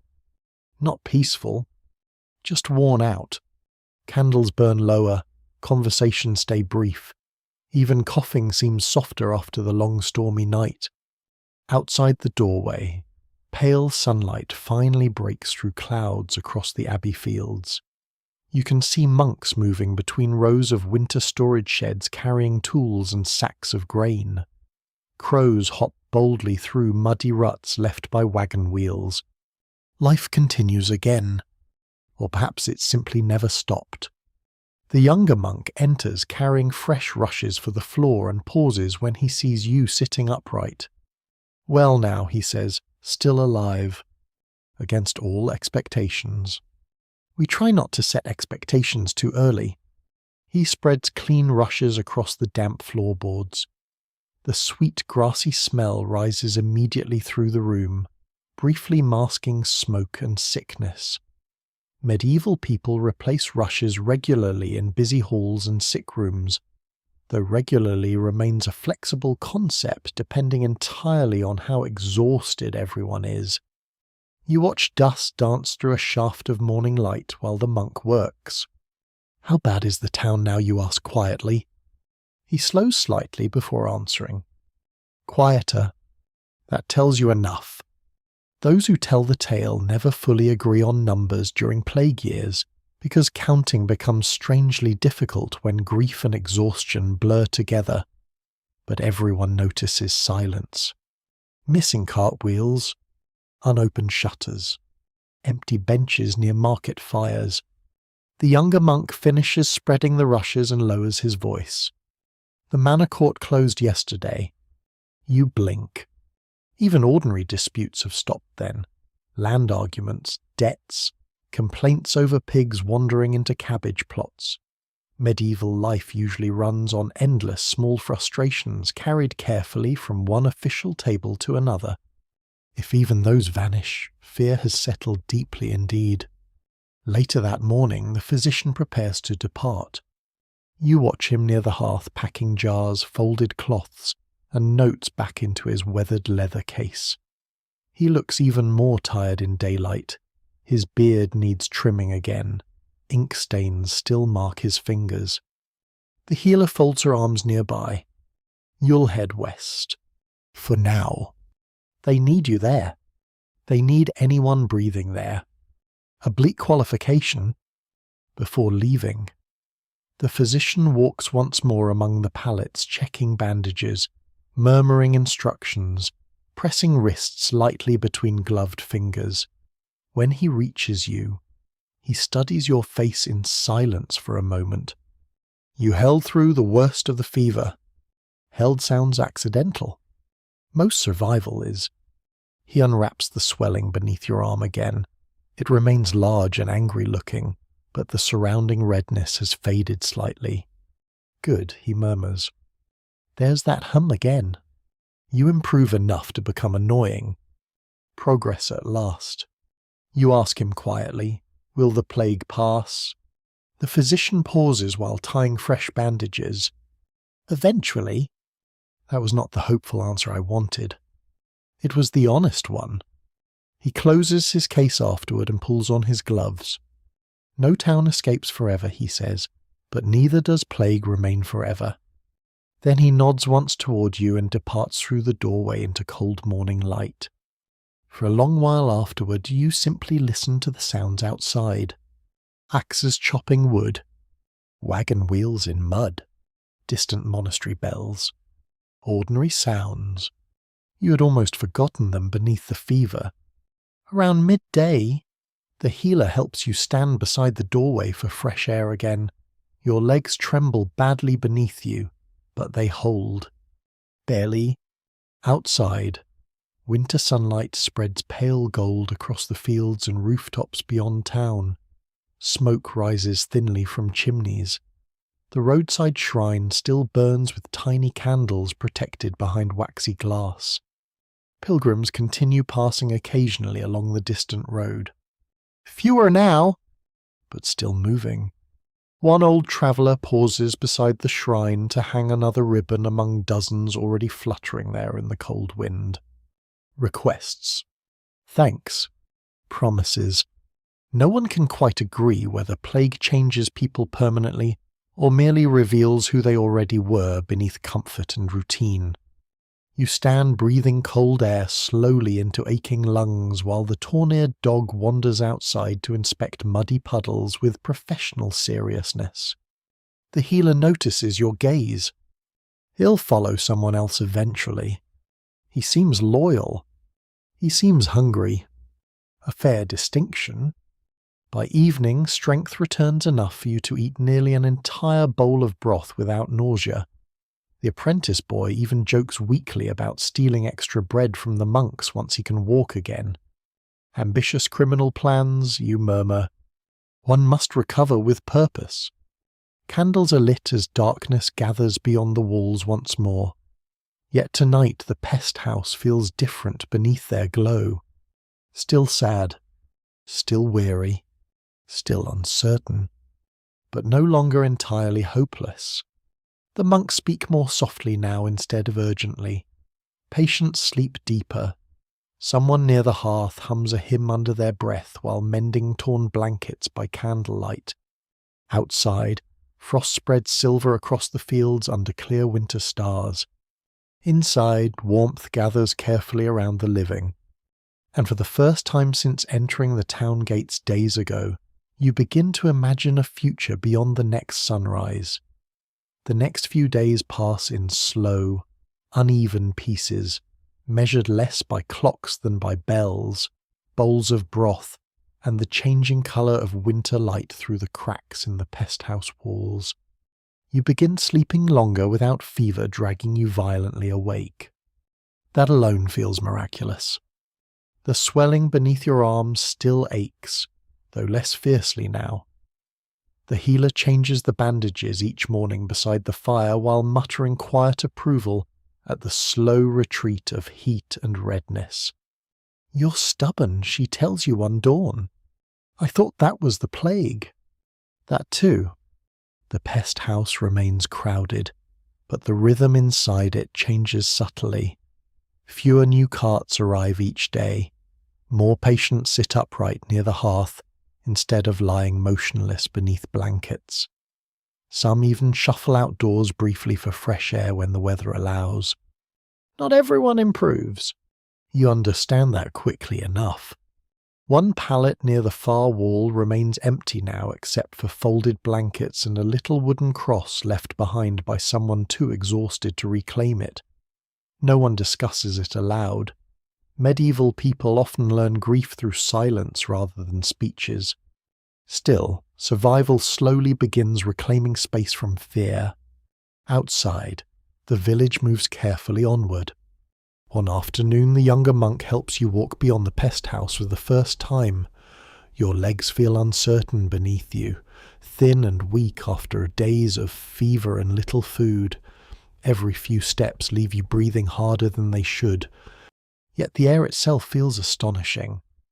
Cold. Sharp. Alive.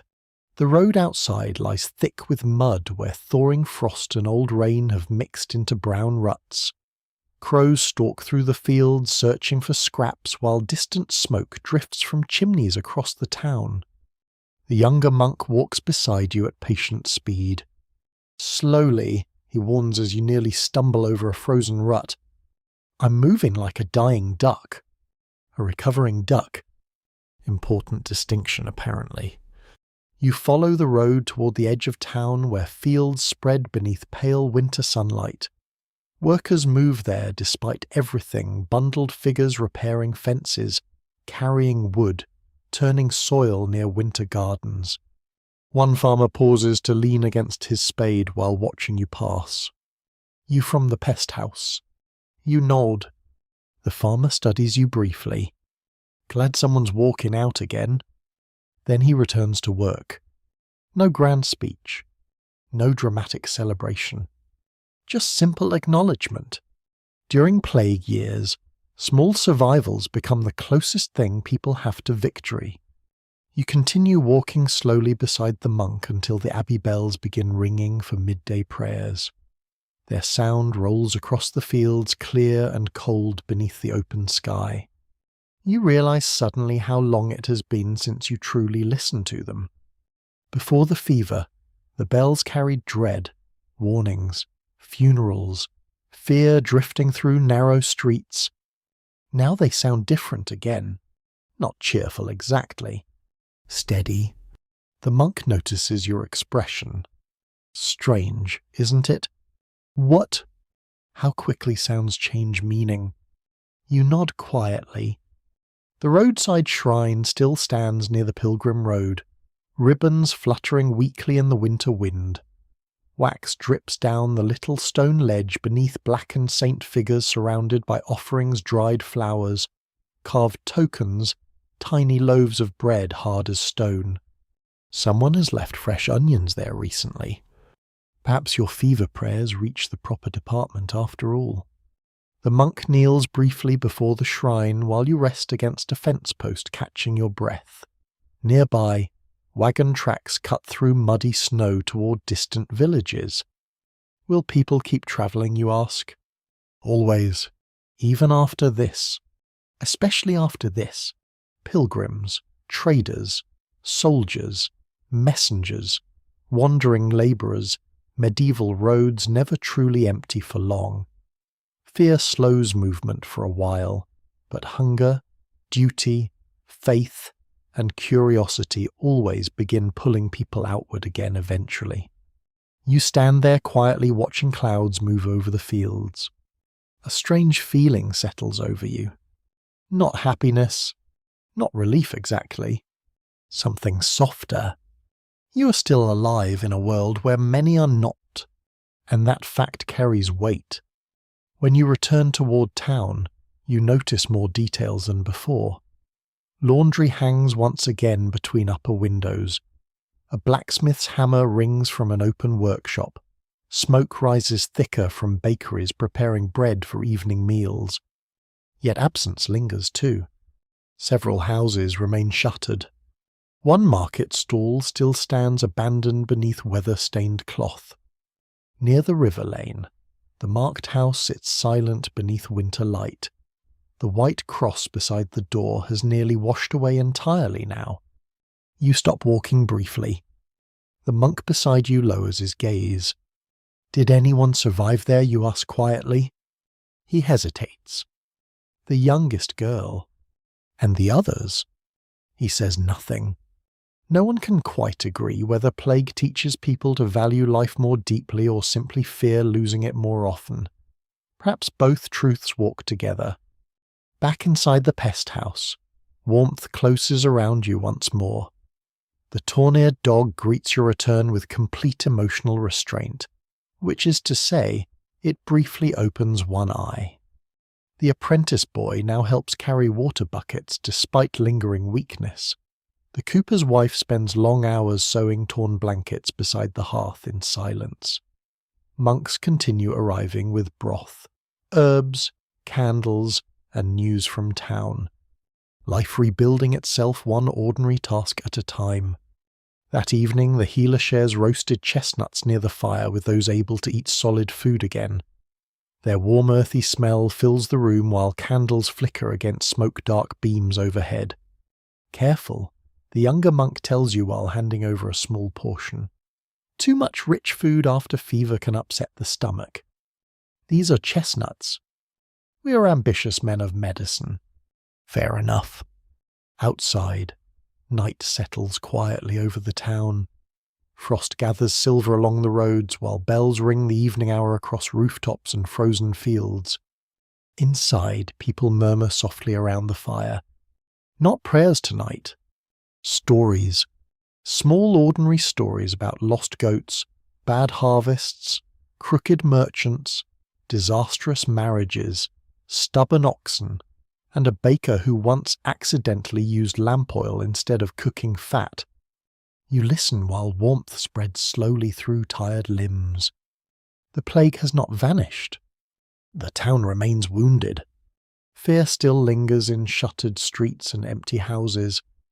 Yet here beside the hearth, among weary survivors wrapped in blankets smelling of smoke and winter wool, Life stubbornly continues telling stories anyway. Winter begins loosening its grip little by little. Not dramatically. Medieval seasons rarely bother with graceful transitions. One morning arrives bitterly cold enough to freeze water buckets solid, and the next brings dripping roofs, wet roads, and muddy geese wandering about with reckless confidence. You recover slowly through all of it. Each day you walk a little farther. Each day your hands shake a little less while lifting bowls or tightening your cloak. The swelling beneath your arm shrinks steadily now, though tenderness remains beneath the skin like an old bruise remembering itself. The healer finally removes the bandages entirely one pale morning beside the hearth. "There," she says, "ugly, but survivable." You inspect the angry purple mark carefully. "I've certainly looked better." "You're medieval. Expectations must remain reasonable." A fair philosophy. The pest house grows quieter with each passing day. Some patients leave for homes, farms, or relatives willing to risk their return. Others remain too weak to travel yet, resting near the fire beneath blankets patched repeatedly by tired hands. The apprentice boy departs first. He stands awkwardly near the doorway wrapped in a cloak 3 sizes too large, while the younger monk presses a loaf of coarse bread into his arms. "Don't immediately steal anything," the monk advises. "No promises." Then the boy glances toward you. "You still owe me onions from your saint." A tragic misunderstanding. He grins weakly before disappearing into the cold morning light. The tawny-eared dog watches him leave, then sighs deeply as though disappointed by human impermanence. Outside, the roads slowly fill again. Not crowded, never truly lively yet, but movement returns. You hear wagon wheels from dawn onward now. Traders arrive cautiously with salt fish, cloth, lamp oil, and winter apples wrinkled from storage. Farmers carry sacks of grain toward the mill. Monks cross between town and abbey hauling tools and ledgers.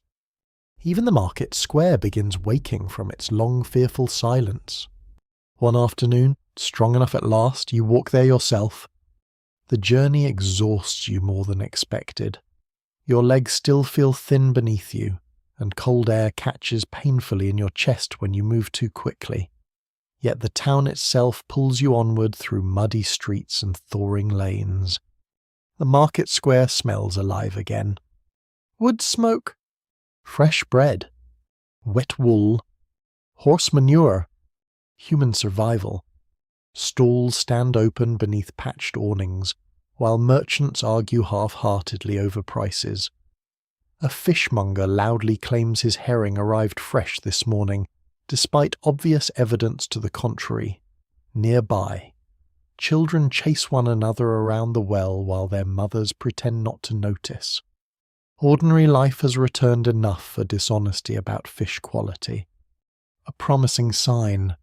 Still, the plague remains visible everywhere if you look carefully. Several stalls stay empty. A chapel notice board now holds lists of names written by trembling hands. Black cloth hangs from certain doorways, and conversations pause briefly whenever someone coughs. You pass the inn where you first arrived what now feels like another lifetime ago. Smoke curls from its chimney once more. Through the open shutters you glimpse travellers eating pottage beside the hearth, exactly as before. The same world, and not the same at all. The innkeeper notices you lingering outside. "You survived then," he says while wiping his hands on an apron. "Apparently. Everyone in this century communicates emotional depth through apparently." He studies you a moment longer before nodding toward the doorway. "Come warm yourself if you've coin." Some traditions truly endure forever. Inside, the inn feels smaller than you remember, or perhaps fever enlarged everything before. Rushes still cover the floor. Smoke still gathers beneath soot-black rafters. The old dog from the hearth corner is gone now, replaced by a younger one with less wisdom and more enthusiasm for crumbs. You sit near the fire while the innkeeper brings watered ale and thick bread. Town's quieter, you say. For now. He pokes the fire with a stick. People return quickly after fear passes, same as crows after ploughing. Outside the shutters, bells ring softly through the afternoon mist. You realize suddenly how much those bells shaped every hour of this experience. Arrival, fear, fever, prayers, funerals, recovery. Always the bells. At a nearby table, merchants discuss reopening southern trade roads by spring. Another traveller claims entire villages farther east remain abandoned. No one fully believes him, yet no one fully doubts him either. Those who tell the tale never fully agree where plague travelled worst because memory itself becomes uncertain afterward. You finish your bread slowly while firelight flickers across worn wooden tables scarred by years of knives and tankards. The innkeeper eventually gestures toward your arm, that with a swelling came. You nod? My brother had one near his neck years ago during the last sickness. Did he recover? The innkeeper stares into the fire. For a while. Not every survival lasts forever. Evening approaches by the time you leave the inn again.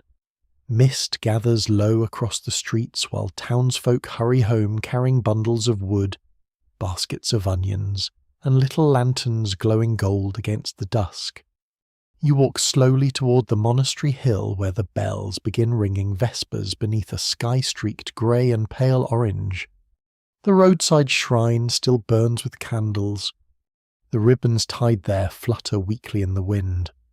New ones join the old now, requests replaced by gratitude perhaps, or grief, or both. You pause beside the shrine while cold evening air settles around you. Your body still feels fragile, your strength still uncertain, yet your breathing no longer rattles with fever. The world smells sharp and real again, damp earth, chimney smoke, thawing snow, distant bread ovens. Life. The younger monk eventually finds you there carrying a basket of herbs from town. You walk farther each day. I may conquer stairs soon. Ambitious. Together you begin climbing back toward the pest house and monastery grounds while darkness settles softly across the valley below. Behind you, the town glows warmly through mist and smoke. Ahead, bells echo through the evening cold, and somewhere between those sounds, between fear remembered and life continuing, you begin to understand how medieval people survive such years at all. Not through certainty, not through wisdom, simply by waking each morning and carrying on before dread fully catches up. Winter lingers at the edges of the world for a while longer, but the hardest cold finally begins to loosen its fingers from the land. You notice it first in the mornings. Not warmth exactly, just softness. The frost no longer grips every rooftop until midday. Water drips steadily from monastery gutters. Thin green shoots begin appearing stubbornly beside stone walls where snow once gathered deepest. The world breathes again, and slowly, so do you. The pest house empties little by little until whole corners stand quiet beneath folded blankets and unused pallets. The monks scrub floors with vinegar and boiled water while windows remain open longer each afternoon, to let clean spring air pass through the rooms. The torn-eared dog disappears one morning without announcement. No farewell, no ceremony. Just absence. The younger monk claims it followed a butcher's cart toward town. The healer insists it merely found a warmer hearth and weaker boundaries around kitchen scraps. You prefer imagining it trotting confidently down the pilgrim road toward another village entirely, prepared to supervise humanity through its next disaster. By early spring, you're strong enough to walk beyond the abbey fields alone. Your steps remain careful. Your body thinner than before, but strength has returned enough that the road no longer feels impossible beneath your boots. Mud squelches softly underfoot where thawed earth mixes with old straw and wagon ruts. Birds move through the hedges now, quick and busy in the pale sunlight. The monastery bells ring behind you while smoke rises lazily from the town chimneys below. Life continues there. Bakers knead dough before dawn. Smiths hammer iron in open workshops. Children chase dogs through muddy lanes. Market stalls reopen one by one beneath patched cloth awnings. And yet traces of the plague remain quietly woven through everything. Certain shutters never open again. Certain names are spoken only softly.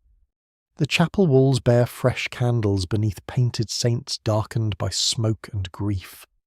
Even now it's hard to tell whether towns truly recover from such years or simply grow around the empty spaces left behind. You walk slowly toward the roadside shrine where ribbons still flutter from bare branches overhead.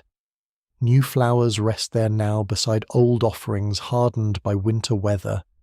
Tiny wax saints lean crookedly beside melted candles.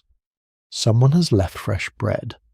Someone else, a child perhaps, has placed a smooth river stone painted with a crooked little sun.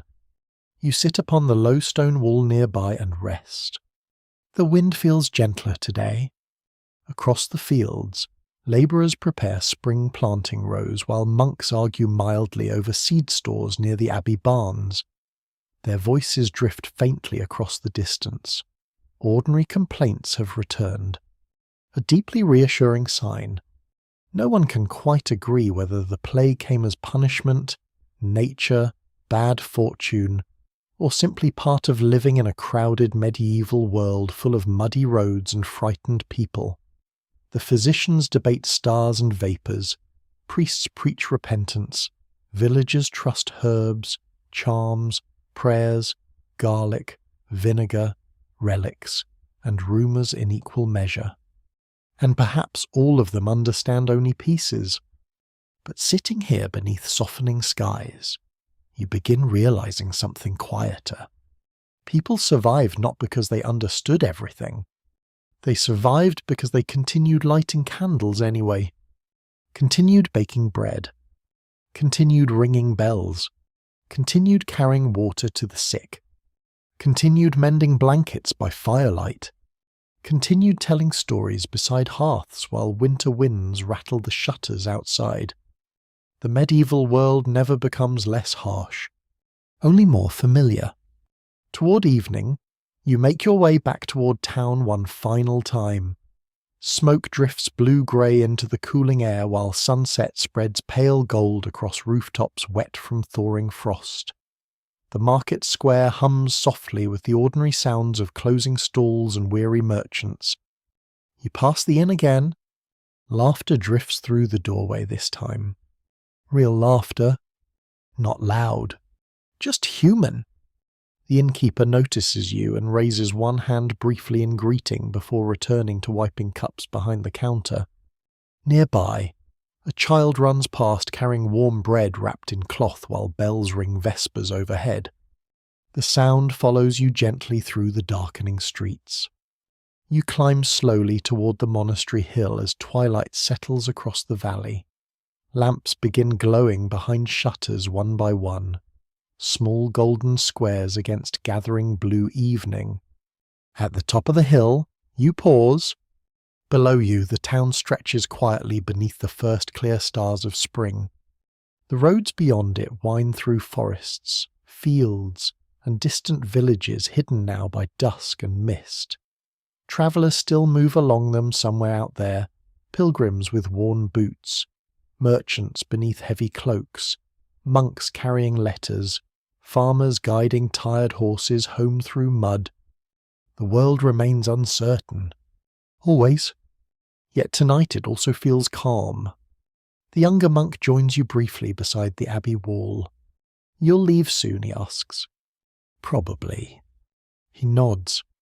Most do. Neither of you speaks for a while after that. The bells finish ringing. Wind moves softly through bare branches overhead.